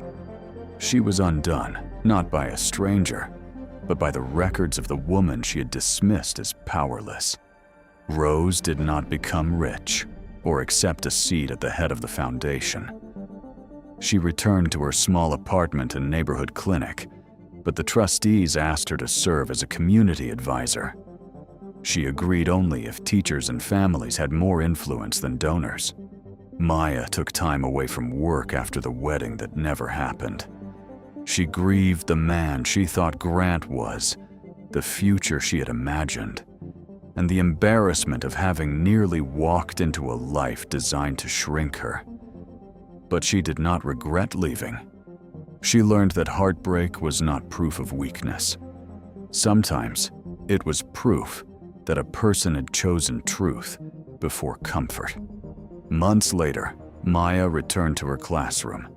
The room still had chipped tables, picture cards, and students who needed more help than the system could easily provide. But the Holloway Foundation, now under new oversight, funded the program without camera crews or branding requirements. Maya refused the title of ambassador when the trustees offered it. She chose instead to help create a teacher-led advisory group that no single wealthy family could control. On the first day the new devices arrived, Maya watched one of her students use a communication screen to tell his mother that he was happy. It was a small sentence. No newspaper printed it. No donor stood nearby to claim credit. Yet Maya thought of Eleanor, of Rose, and of all the people whose names had been hidden in a ledger because someone believed their lives were not impressive enough to matter. That was the lesson Grant Holloway never understood. A person's value is not measured by the room they are allowed to enter, the clothes they can afford, or the power they seem to hold. It is measured by what they do when someone else's dignity is placed in their hands. And sometimes, the person everyone tries to remove from the room is the only one carrying the truth that can save it. If this story moved you, remember this. Never confuse polished appearances with good character. The way someone treats those they believe cannot help them will always reveal more than the words they use in public. Step away from that Ferrari before I make this worse for you. Malcolm Reed did not move an inch. You already made it worse when you decided I could not own it. His appearance told Vanessa everything she assumed. A man like you does not arrive here in a car like that. But Malcolm gave her one quiet warning. Be very careful with the story you are about to tell. Vanessa turned suspicion into a public accusation. Someone call security! This man is trying to steal from my company! The valet knew the truth was nearby. Ma'am, I think you should look at the registration first. Vanessa made sure he could not speak. One more word, and you will lose this job tonight. Malcolm protected him without raising his voice. Do not punish him for telling the truth. The truth is obvious. He does not belong beside a Ferrari. The crowd watched Vanessa judge him openly. Still, Malcolm never looked afraid. Then police lights washed over the Ferrari. Sir, keep your hands where I can see them. Before you touch me, you may want to call your superiors. But Malcolm's silence had a history. To understand why Malcolm Reed stood there so still while a woman tried to turn his life into a crime scene, you have to understand that he had survived far worse than being underestimated. He had built his entire life in rooms where people looked at him last, listened to him least, and then acted surprised when his ideas saved them. Malcolm had been born in a neighborhood where broken engines were more common than working streetlights, and where boys learned early that the world often noticed their mistakes faster than their talent. His father had driven buses for nearly 30 years. His mother cleaned offices and buildings where the executives never learned her name. But in their small garage behind the house, Malcolm found a language that did not care about status. Engines either worked or they did not. Metal either fit or it failed.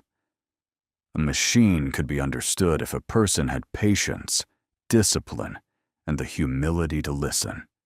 As a child, Malcolm could not afford model cars, so he drew them.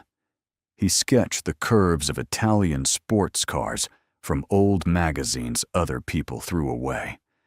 He studied the way light moved across the hood of a Ferrari, the way every line seemed to be a decision made by someone who understood speed as both science and poetry.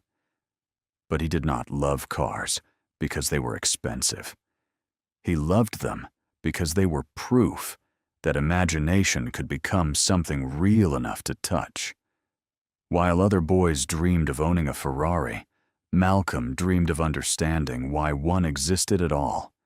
He wanted to know how beauty and engineering could meet in one object so perfectly that even a stranger on the sidewalk would stop breathing for half a second. That obsession carried him out of the neighborhood, through scholarships, late-night jobs, and years of being the only person in the room who looked like him. He became an engineer first, then a designer, then a businessman almost by accident. People who understood cars trusted him. People who understood numbers eventually had no choice but to respect him. But Malcolm never chased attention. Attention to him was a noisy room where people applauded before they understood the cost of what they were praising. He preferred quiet ownership. He preferred to build things and let others stand beneath the lights. It was a habit born partly from humility and partly from pain.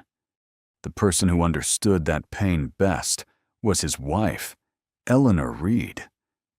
Eleanor had met Malcolm before anyone called him brilliant, before investors returned his calls, before his first company appeared in financial magazines. She had met him when he still carried engine grease under his fingernails and apology in his posture, as though the world had taught him to take up less space than he deserved. Eleanor never saw him that way. She saw the mind behind the quiet. She saw the patience behind the restraint. She saw a man who could walk past a showroom window and describe, from memory, how the car inside breathed. For years, Malcolm and Eleanor built a life that looked ordinary from the outside and extraordinary from within. She taught high school literature. He worked impossible hours in the automotive industry, first repairing what others broke, then designing systems that made luxury dealerships more efficient, more honest, and more profitable. He believed the car business did not have to be built on arrogance. He believed that people buying a dream should not be cheated by those selling it. Eleanor believed in him so completely that when he hesitated to start his own company, she placed a notebook on the kitchen table and filled the first page with the name she thought belonged to his future. Reed Caldwell Automotive Group. Caldwell was not Malcolm's name. It belonged to Richard Caldwell, a charming investor with old money, perfect teeth, and the kind of confidence that opened doors before he knocked. Richard had the connections Malcolm lacked. Malcolm had the vision Richard could never have invented. Together, they launched what would eventually become Caldwell Prestige Motors, a chain of high-end dealerships known for rare European cars, white glove service, and a reputation so polished that wealthy customers trusted it before reading the contracts. In the early days, Malcolm believed partnership meant shared purpose. He learned later that some people use partnership as a polite word for taking what another person built. Richard Caldwell liked Malcolm's mind, but he did not like Malcolm's presence at the front of the company. Investors, Richard warned, were more comfortable with a familiar face. Clients, he suggested, expected a certain image. Malcolm heard the meaning beneath every careful phrase. He had heard it his whole life. So he stayed behind the curtain and built the systems, trained the staff, negotiated the supplier relationships, and designed the customer ethics policy that became the company's hidden strength. Richard smiled at ribbon cuttings. Malcolm made sure the lights stayed on. Then came the betrayal. It was not dramatic at first. Betrayal rarely announces itself with thunder. It arrives as missing paperwork, delayed signatures, board meetings rescheduled without notice, legal language no one explains until it is too late.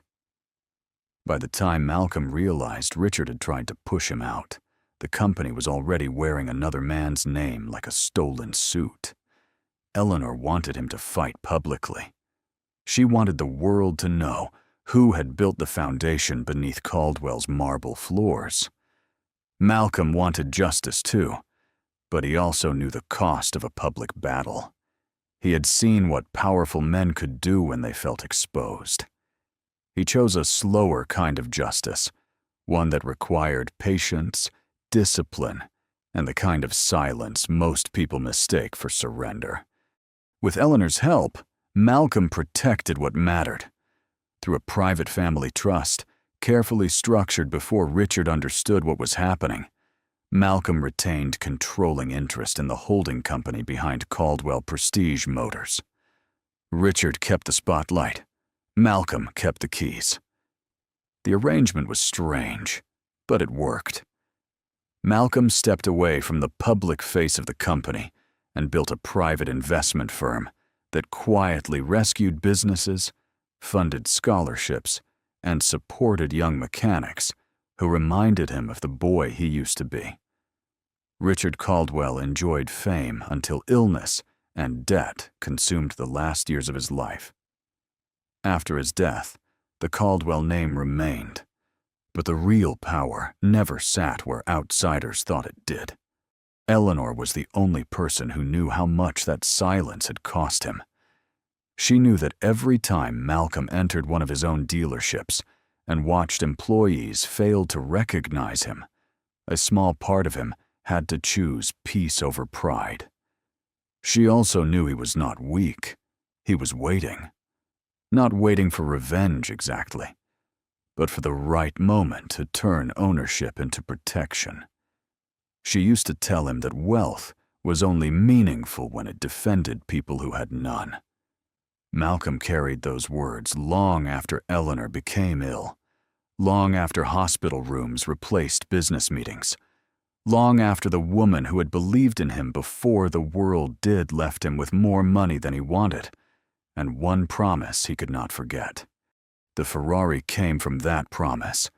Years before Eleanor died, she and Malcolm had walked past a private collection after a charity dinner. Inside, under warm museum lights, was a deep red Ferrari, 812 super fast, elegant and aggressive, a machine that seemed to be moving even while parked. Eleanor had smiled at the way Malcolm stopped talking mid-sentence. She had known he was not seeing status. He was seeing childhood, survival, and design brought together in one impossible shape. She had told him that one day, when he finally stopped hiding from the life he had earned, he should buy one in red, not because rich men did, but because the boy in the garage deserved to see his dream in color. Malcolm did not buy it while she was alive. During her illness, extravagance felt obscene. After her funeral, it felt empty. But on the first anniversary of her passing, he purchased the Ferrari through the Eleanor Reed Memorial Trust, not as a trophy, but as a memorial. He had her initials engraved inside the cabin, where only someone looking closely would notice. He drove it rarely, and only on days connected to purpose. The car was not a toy. It was a reminder that grief could travel with beauty, and that promises made in love did not expire when a heartbeat stopped.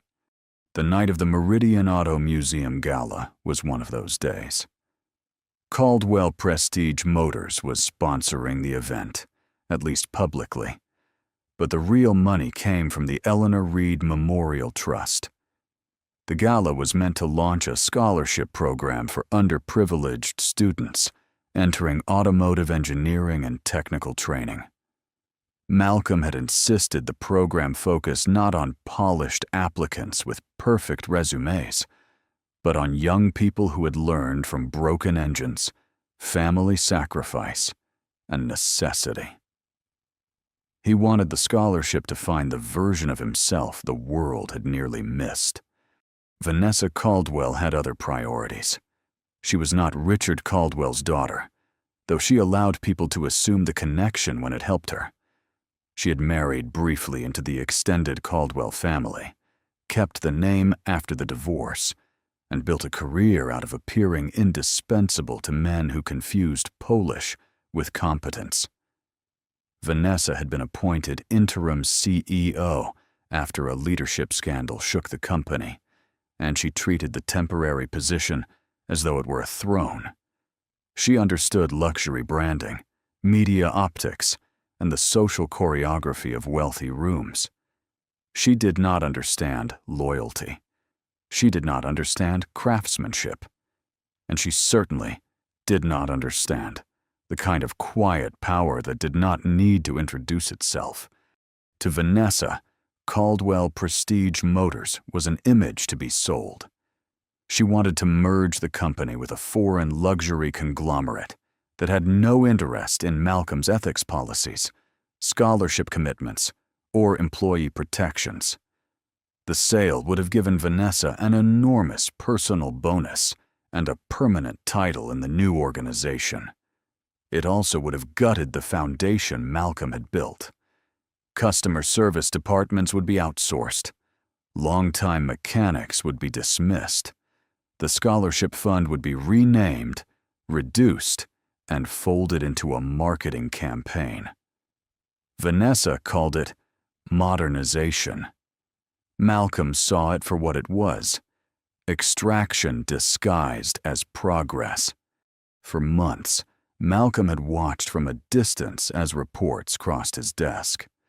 Customer complaints rose. Employees resigned. Warranty claims were delayed to improve quarterly numbers. A small transfer from the charity budget had been labeled as event preparation, then moved again through consulting fees. No single entry proved corruption by itself, but together they created a pattern. Malcolm had seen enough patterns in his life to know when a machine was beginning to fail. He did not rush. He asked his legal team to gather documents. He asked the board chair to observe quietly. And then he accepted the invitation to attend the Meridian Gala in person. He did not tell Vanessa he was coming. He did not ask for a reserved entrance. He did not request a security escort or a press announcement. He drove himself in the Ferrari because Eleanor would have laughed at the idea of him arriving in a chauffeured sedan to a scholarship created in her name. He wore a simple navy jacket, a white shirt, and the watch Eleanor had given him when their first company turned a profit. The watch was not flashy. Its value was sentimental, not obvious. That was how Malcolm preferred most things. At the museum, the evening was already glittering when he arrived. The building curved in glass and steel around a central hall filled with historic race cars, polished engines, and photographs of drivers who had risked everything for speed. Wealth moved through the room with practiced ease. Champagne glasses caught the light. Sponsors smiled for cameras. Young scholarship applicants stood near the edges, dressed in borrowed suits and careful dresses, trying not to look overwhelmed by a world that had rarely opened doors for them. Malcolm noticed them first. He always noticed the people standing at the edges. One of those young people was Jordan Ellis, a valet assigned to the front entrance for the evening. Jordan was 22, nervous, and trying hard to appear invisible. 3 years earlier, he had been one bad month away from dropping out of a technical training program when an anonymous grant paid his tuition balance. He never learned the donor's name, only that the grant came from a trust connected to automotive education. What Jordan did not know yet was that the man stepping out of the red Ferrari was the reason he had a uniform, a job, and a future still within reach. Jordan recognized the car before he recognized the man. Everyone did. The Ferrari seemed to gather attention as naturally as fire gathers heat. Malcolm handed over no performance, no boast, no demand for special treatment. He simply greeted Jordan with respect, asked whether the staff had been given a place to eat during the long event, and waited for the answer with the seriousness of someone who considered that question important. Jordan was so startled by the courtesy that it took him a moment to respond. Most guests treated valet workers as extensions of the curb. Malcolm treated him as a person whose comfort mattered. That small exchange might have passed unnoticed if Vanessa Caldwell had not been standing near the entrance, preparing for a photographer. She saw the Ferrari first, then Malcolm, then Jordan's uncertain expression. In the space of a few seconds, her mind arranged those details into the only story her prejudice could accept. The car was too rare. The man was too understated. The valet looked too nervous. And the gala was too important for her to risk embarrassment. Vanessa did not approach like a host welcoming a donor. She approached like a property owner finding a stranger near the silverware. Malcolm saw the change in her face before she spoke. He had seen it in boutiques, hotels, boardrooms, country clubs, and once in the lobby of a bank that held more of his money than the manager earned in a decade. It was the look of someone deciding that evidence was unnecessary because assumption felt more natural. Vanessa asked for proof before she asked for his name. She looked at his jacket, then at the Ferrari, then at the gathering crowd, as though she were protecting civilization from a clerical error. Malcolm could have ended the moment there. He could have given his full name, called the board chair, or let one of the wealthiest families in the city learn within seconds who he was. But he had not come to the gala to perform power. He had come to watch what Caldwell had become when it believed he was absent. So he did what he had done for most of his life. He stayed calm, offered the simplest truth, and watched carefully to see who would choose fairness when fairness was inconvenient. Vanessa failed that test almost immediately. Vanessa Caldwell had spent her career learning how to turn uncertainty into authority. She knew that in wealthy spaces, the person who sounded most offended often controlled the room. So when Malcolm Reed calmly explained that the Ferrari belonged to him, she treated his calmness not as evidence of innocence, but as arrogance. She insisted that the vehicle matched one recently serviced by Caldwell Prestige Motors, and because her company had sponsored the gala, she claimed a responsibility to protect its assets, its reputation, and its guests. The words sounded professional enough from a distance. Up close, they were something uglier, wearing a tailored suit. Malcolm listened without interruption. That made people uneasy. A guilty man, they expected, would panic. An innocent man, they assumed, would defend himself loudly. Malcolm did neither. He stood beside the Ferrari with the stillness of someone who had learned long ago that raising his voice would only make certain people feel justified in fearing him. He removed the registration card from a leather folder and offered it to Vanessa. She glanced at it only long enough to dismiss it. The name on the paperwork did not satisfy her because it did not match the story she had already chosen.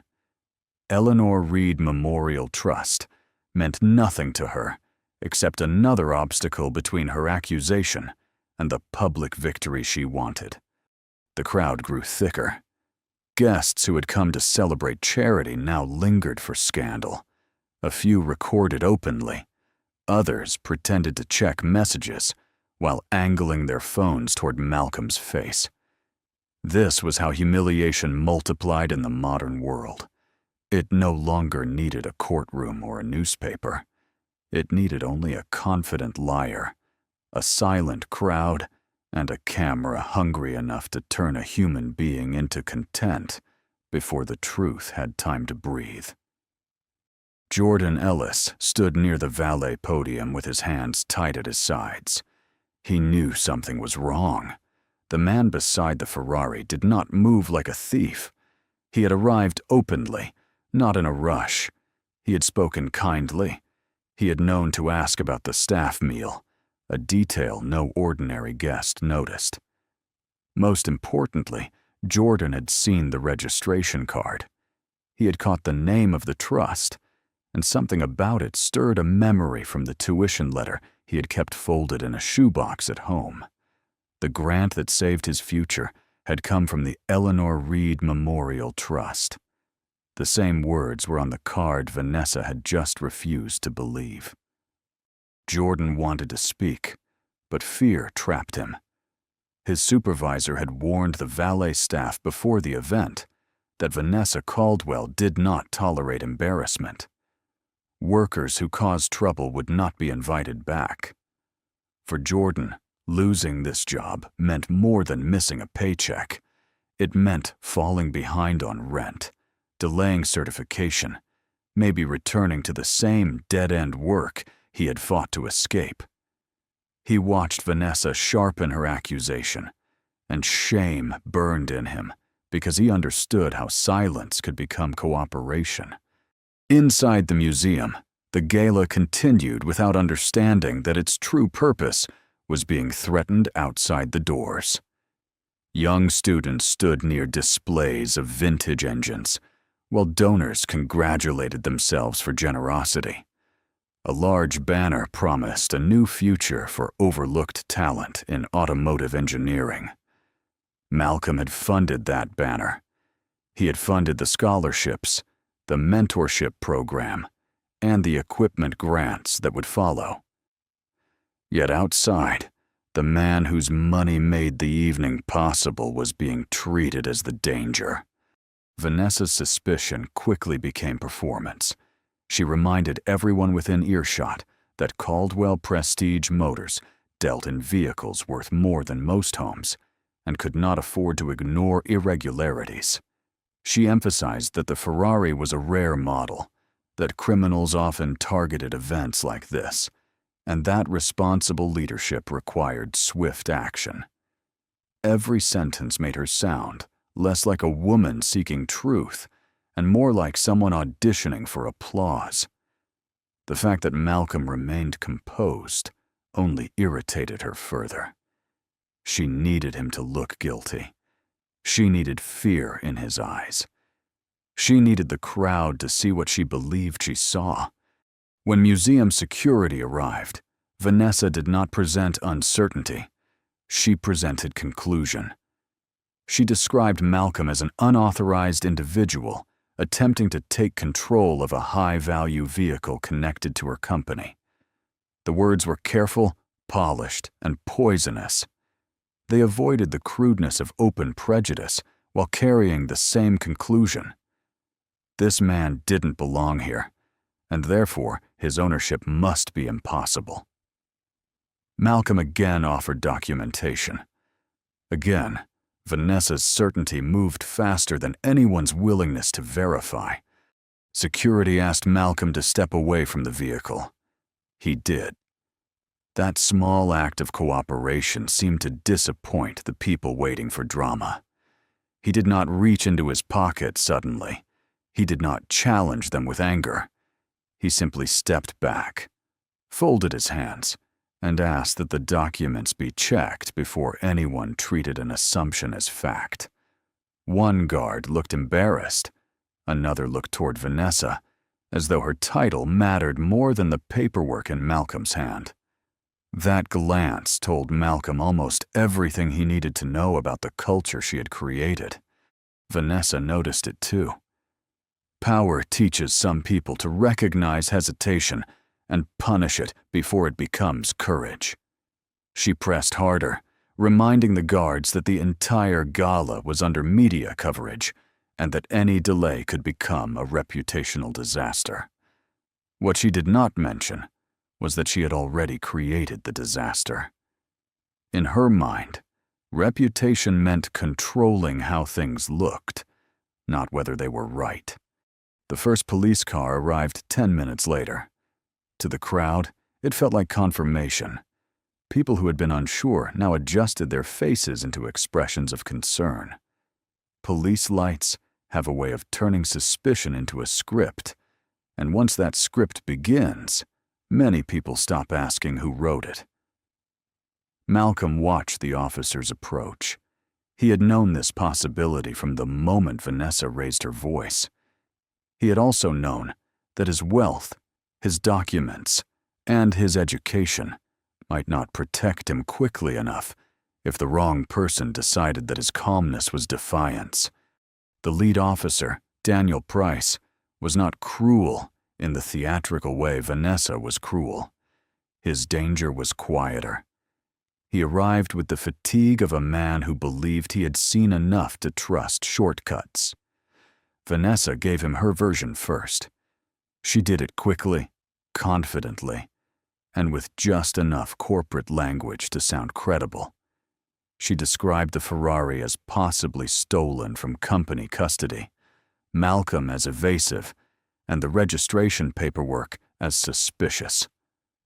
By the time Malcolm was invited to explain, he was no longer a man beside his own car. He was a suspect, attempting to overcome a story already planted. Malcolm handed over his identification and the registration card. Officer Price studied them, then studied Malcolm, then looked at Vanessa. That sequence mattered. The documents should have been the center of gravity. Instead, the officer's eyes kept returning to the woman in the expensive dress, who seemed so certain. Malcolm recognized the old imbalance. Paper was supposed to speak equally for everyone, but in the real world, paper often needed a powerful person to read it honestly. Vanessa grew bolder when she sensed the officer's uncertainty. She claimed there had been internal alerts about inventory irregularities at a Caldwell service facility. That part was not entirely false, which made the lie more dangerous. There had been irregularities, but they were not caused by Malcolm. They were caused by Vanessa's own pressure on employees to move vehicles and records in ways that made quarterly reports look cleaner than they were. One of those records involved a Ferrari recently serviced under a trust account.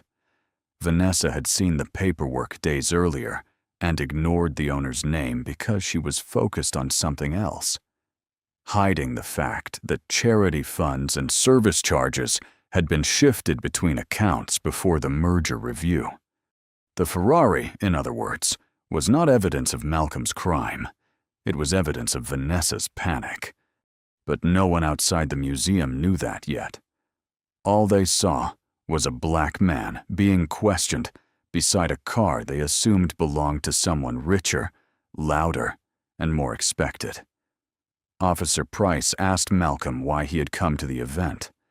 Malcolm explained that he had been invited. Vanessa challenged that immediately, claiming she had personally reviewed the VIP list and did not recall seeing his name. She made memory sound like proof. Malcolm did not argue. He simply provided the digital invitation stored on his phone. Vanessa leaned in, saw the donor access credential, and for the first time a flicker of concern crossed her face. It disappeared quickly, but Malcolm saw it. The credential did not list him as Malcolm Reed. It listed him under the name of the trust. That was by his own design. For years, he had preferred the work to be recognized, not the man behind it. But now the privacy that had protected his peace gave Vanessa room to attack him. She suggested the invitation could have been obtained improperly. She suggested the trust name could be used as cover. She suggested anything that kept her from admitting the simplest possibility, that she had been wrong from the beginning. A younger officer asked whether someone from Caldwell's headquarters could verify the service records. Vanessa answered before Malcolm could. She insisted that she was the highest-ranking Caldwell executive present, and that her judgment should be sufficient until the vehicle could be impounded. The word impounded moved through the crowd like a spark. Phones lifted higher. Jordan's face tightened. Malcolm looked toward the Ferrari, not because he feared losing it, but because the thought of that car being dragged away under suspicion felt like an insult to Eleanor's memory. He remembered the day the Ferrari arrived. He had stood alone in the delivery room, while the dealer representative explained features Malcolm already understood better than he did. The car had gleamed beneath the lights, but Malcolm had not touched the steering wheel right away. He had placed his hand on the seat beside him, imagining Eleanor there, teasing him for pretending not to be emotional. He had whispered nothing aloud.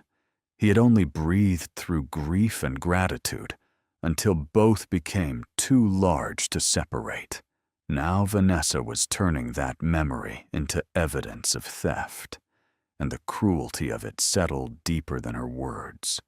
Still, Malcolm remained calm. Not because he felt nothing, but because he felt too much to waste it on spectacle.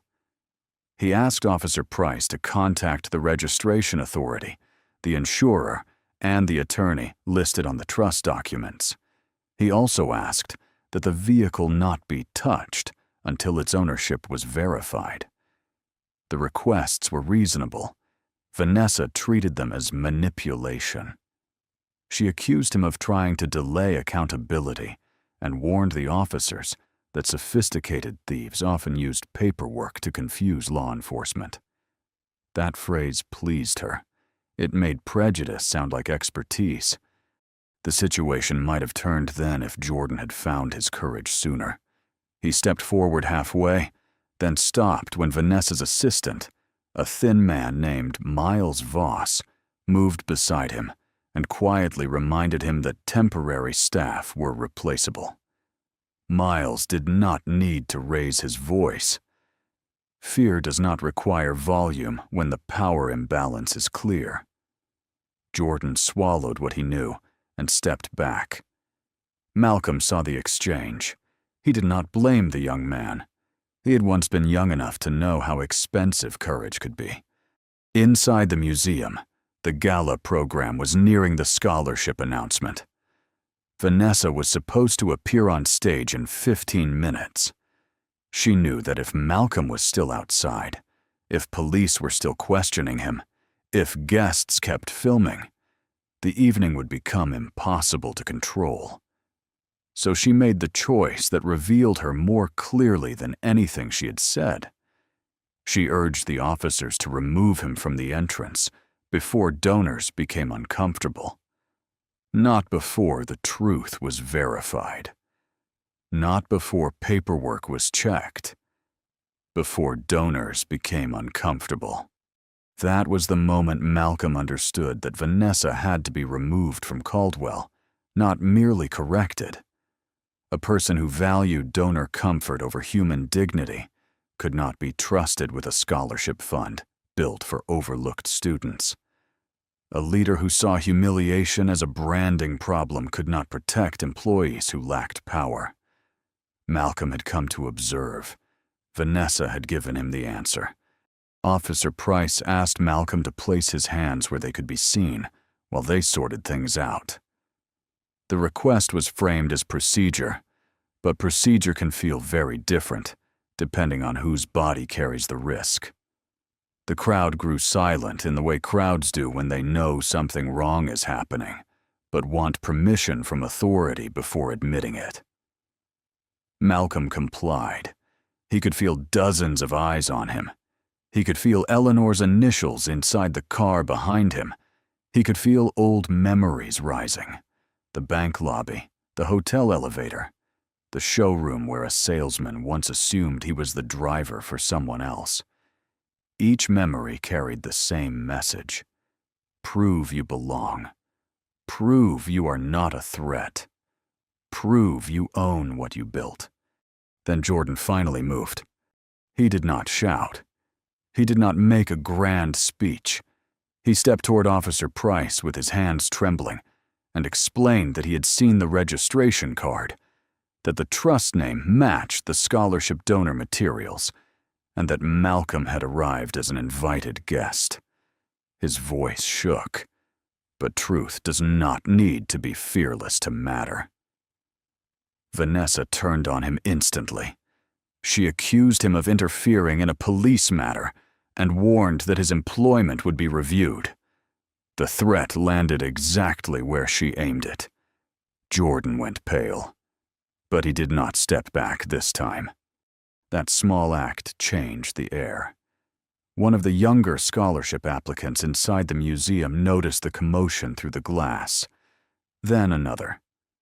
Soon, several students moved toward the entrance, drawn not by gossip, but by the uneasy recognition that the man outside looked more like their fathers, uncles, neighbors, and future selves than anyone on the gala stage.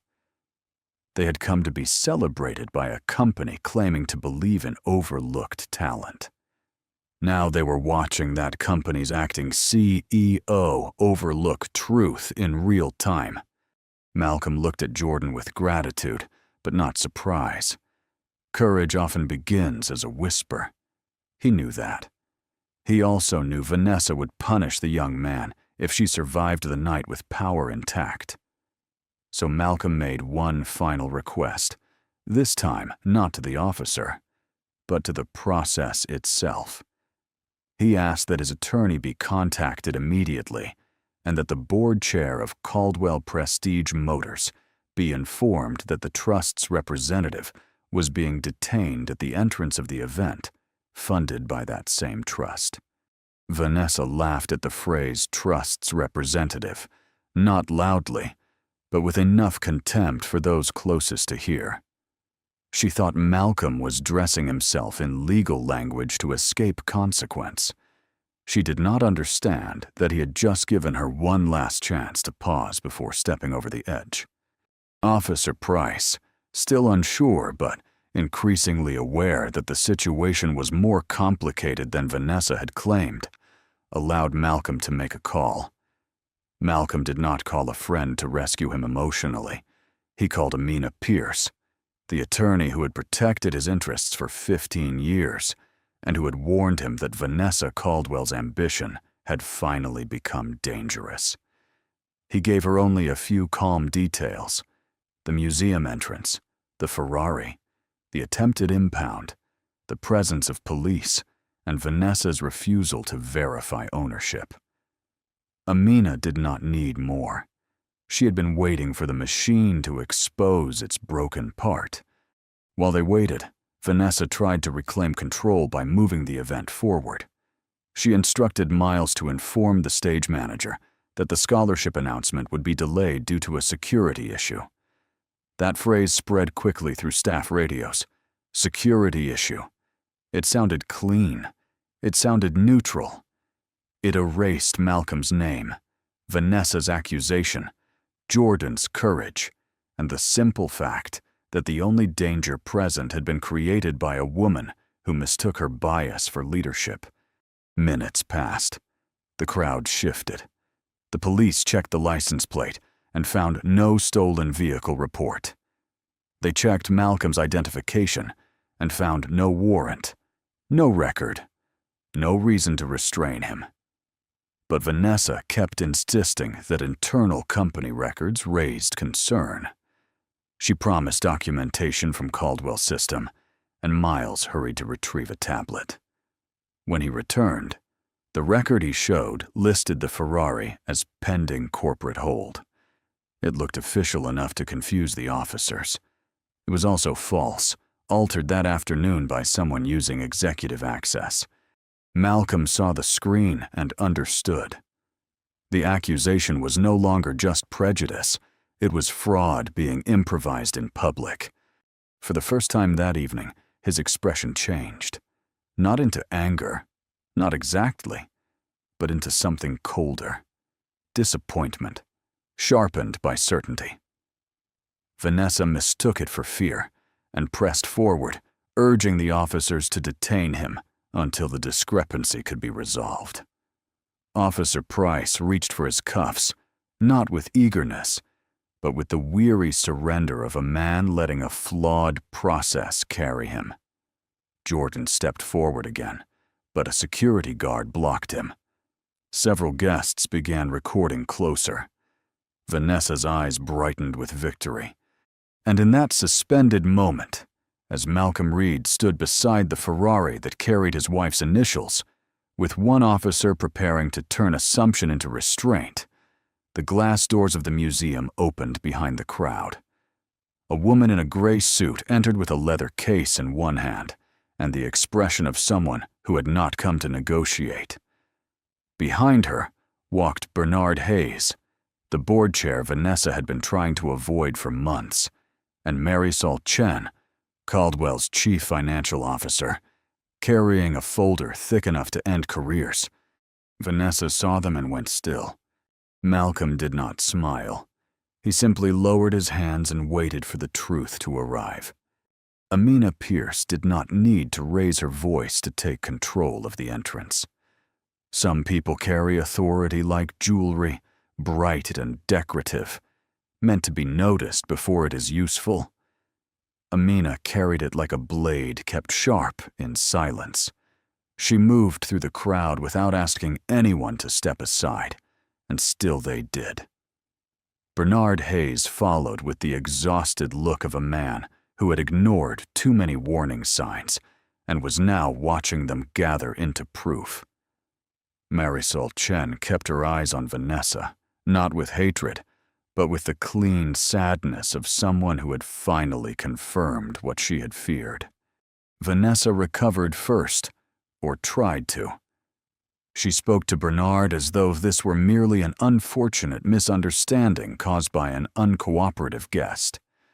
She framed the police presence as a necessary precaution. She described Malcolm as evasive, the Ferrari as suspicious, and the altered company record as justification for every humiliating second that had passed. But her words no longer landed with the same force. Power depends on the room believing you are the highest authority present. Vanessa had just lost that illusion.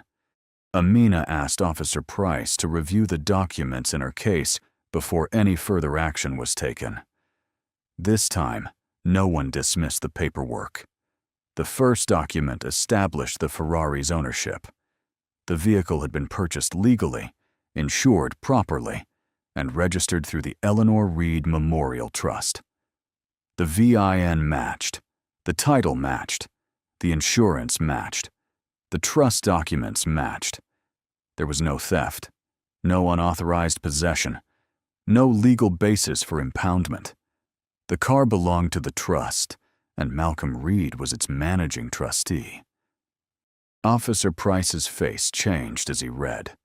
It was not dramatic, but it was visible. The confidence he had borrowed from Vanessa drained away, leaving behind the discomfort of a man realizing he had nearly placed handcuffs on an innocent person because someone wealthy had sounded certain. He returned Malcolm's identification with a formality that could not repair the damage, but at least stopped it from growing. The younger officer looked relieved. The security guards looked away. Vanessa refused to surrender. She shifted from accusation to confusion, insisting that the internal Caldwell record still listed the car under corporate hold. Marisol Chen opened her folder. That was the moment Vanessa's fear became unmistakable. Marisol had spent weeks tracing irregular entries across Caldwell's systems. At first, she had believed the problem was sloppy management under pressure from the proposed merger. Then she found the charity transfers. Then, the delayed warranty reimbursements. Then, the executive overrides attached to vehicles used as collateral in internal reports. Finally, that afternoon, she saw the Ferrari record altered less than an hour before Malcolm arrived at the gala. The alteration had not been made by a clerk. It had been made through executive credentials assigned to Vanessa Caldwell's office. The crowd did not understand every technical detail, but they understood enough. They understood that the document Vanessa had used to justify suspicion had been changed from inside her own system. They understood that the man she had accused had shown real paperwork, while she had relied on a record that now looked manufactured. Most of all, they understood that the story they had been recording was not the one they thought. Their phones remained raised, but the mood behind them changed. Curiosity became recognition.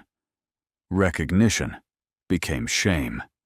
Vanessa tried to blame Miles. Miles looked as though his soul had left him standing there with a tablet in his hands. For months, he had obeyed her, softened her threats into emails, arranged her meetings, and watched her treat fear as a management tool. Now, with police present and the board chair listening, loyalty became too expensive. He admitted that Vanessa had ordered him to pull the Ferrari's service history and flag it before the gala, claiming she needed leverage over an unnamed trust donor who might oppose the merger. He had not known she would turn that flag into a police accusation. That did not make him innocent, but it made the machinery visible. Bernard Hayes closed his eyes for a moment. Malcolm watched him carefully. Bernard was not a villain, but cowardice in a boardroom can create space for villains to operate. He had allowed Vanessa's aggression because profits had risen. He had accepted her explanations because asking harder questions would have delayed the merger. He had told himself that leadership sometimes required sharp edges. Now those sharp edges had been turned on the very person whose trust kept Caldwell alive. Amina then presented the second set of documents. These were not about the Ferrari. They were about control. The Eleanor Reed Memorial Trust held the controlling interest in Reed Caldwell Holdings, the private entity that owned the majority of Caldwell Prestige Motors.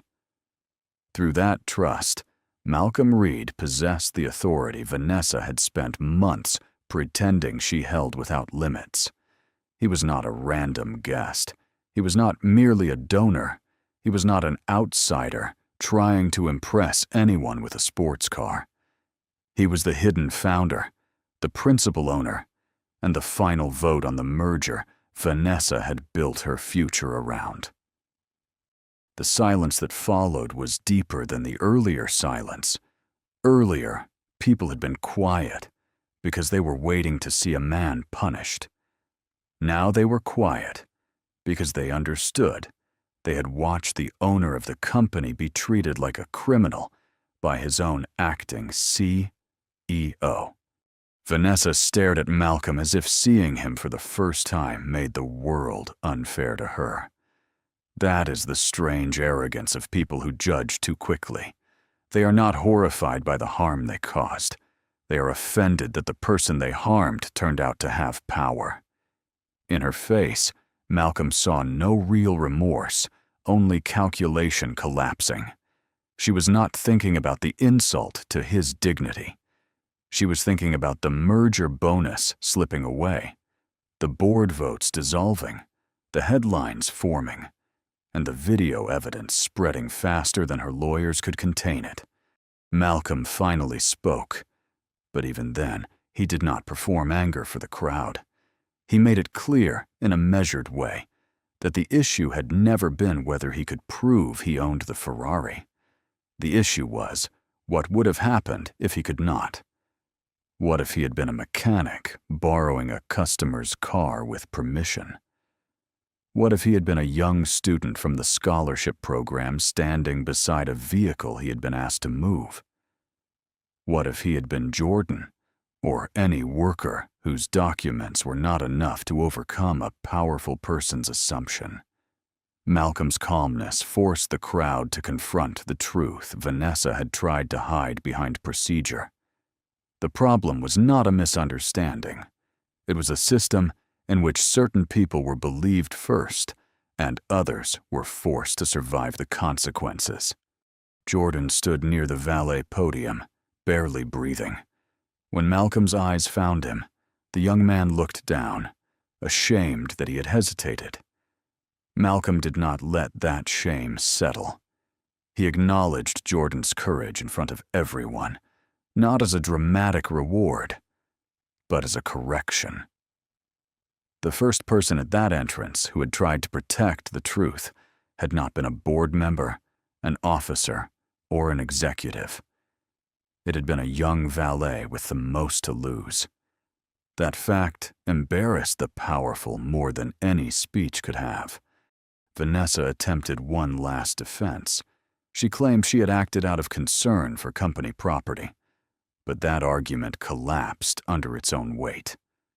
Amina reminded the officers and the board that concern for property did not explain why Vanessa ignored valid registration, threatened a witness, pushed for impoundment before verification, or used an altered internal record.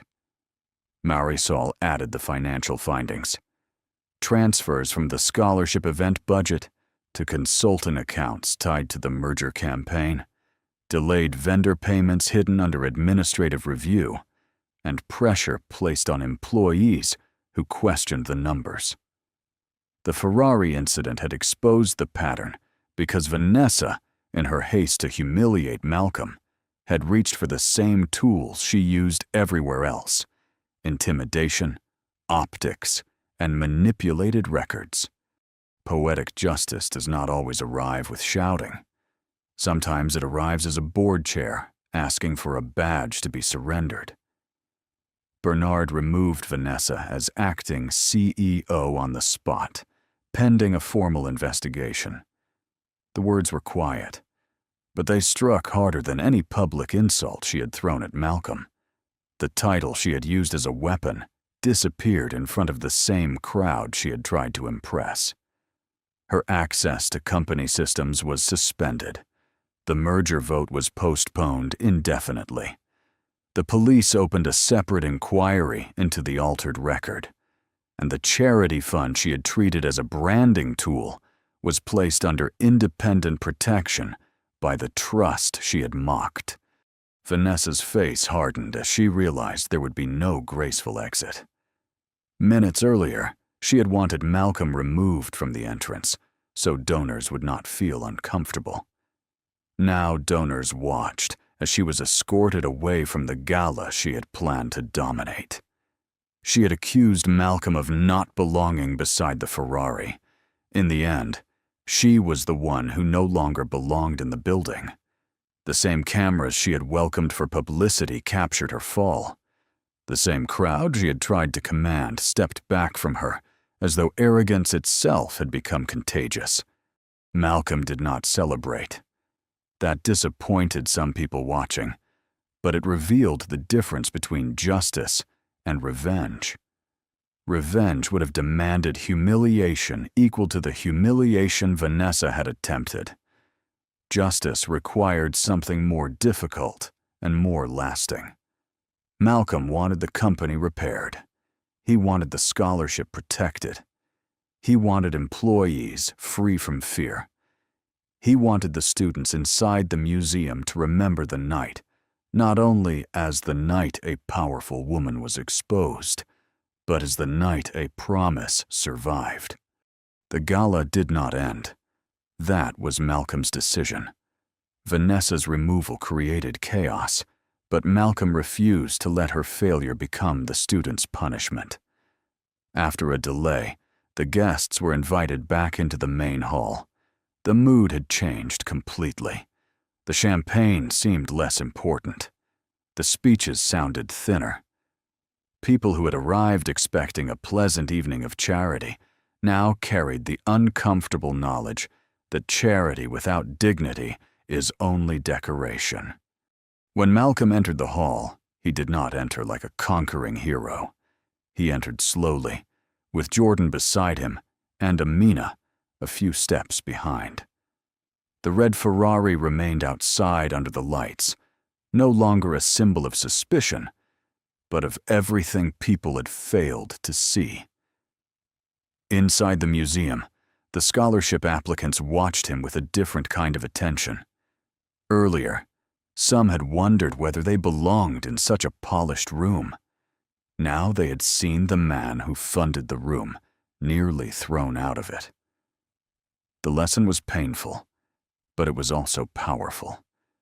Belonging, they learned, is not always granted by the people guarding the door. Bernard Hayes took the stage first and admitted, with visible difficulty, that the evening's program had nearly been overshadowed by a failure of leadership. He did not reveal every legal detail, but he acknowledged enough for the room to understand that an apology was owed. Then Malcolm was introduced properly, not as a mysterious donor, not as a trust representative, but as the founder whose principles had shaped Caldwell before ambition distorted them. Some guests applauded too quickly, eager to move from discomfort to redemption. Malcolm let the applause fade before the room could use it to absolve itself. He did not give them the speech they expected. He did not describe his net worth. He did not tell a triumphant story about proving people wrong. Instead, he spoke about Eleanor. He spoke about a woman who believed talent often lives where opportunity refuses to look. He spoke about young mechanics who learn precision from necessity, about students who work night shifts before morning classes, about parents who sacrifice quietly so their children can build something better. He made the room understand that the scholarship was not a public relations gesture. It was a debt paid forward. As he spoke, the meaning of the Ferrari changed again. It was no longer merely a luxury car or even evidence in a public accusation. It became part of a love story. Malcolm explained, without turning grief into spectacle, that the car carried Eleanor's initials because she had taught him to honor the dreams he once felt embarrassed to admit. She had believed that a boy from a forgotten garage could one day own beauty without apologizing for it. The room grew still, not with scandal this time, but with tenderness. Even those who had recorded his humiliation lowered their phones. The scholarship recipients were announced one by one. Jordan was not on the original list because he had already received support through the technical grant program years earlier. But by the end of the evening, Malcolm expanded the initiative. A new fellowship would be created for working students already inside the automotive industry, young people balancing jobs, training, and family obligations. Jordan would become its first mentor trainee, with full tuition support, paid certification leave, and a permanent position in Caldwell's technical development program if he chose it. The announcement was not charity tossed at him for good behavior. It was recognition of what courage had revealed. In the weeks that followed, the video spread far beyond the city. At first, people shared the most dramatic clip. Vanessa accusing Malcolm, the police lights flashing against the Ferrari, the moment Amina arrived with documents.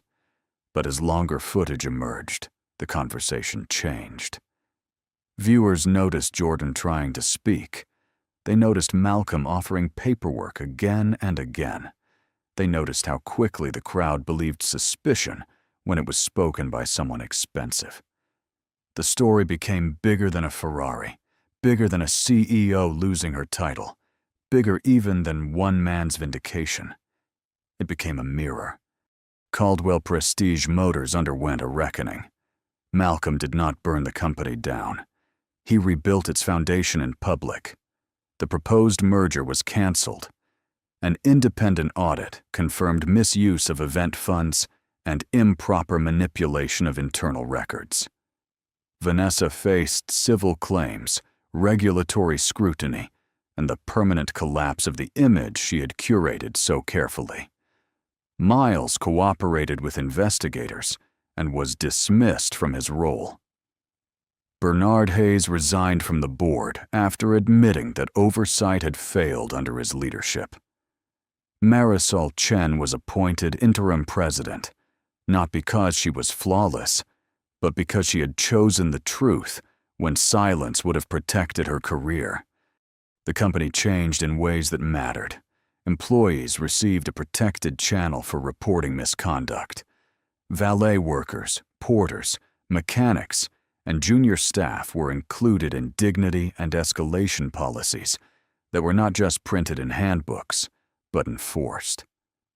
Customer contracts were rewritten in plain language. Warranty claims were reviewed. The scholarship fund was expanded and placed under a separate board that included educators, technicians, and former recipients. Malcolm insisted that the people most often ignored by luxury businesses should have a voice in how those businesses measured integrity. As for the Ferrari, Malcolm kept driving it, but not often.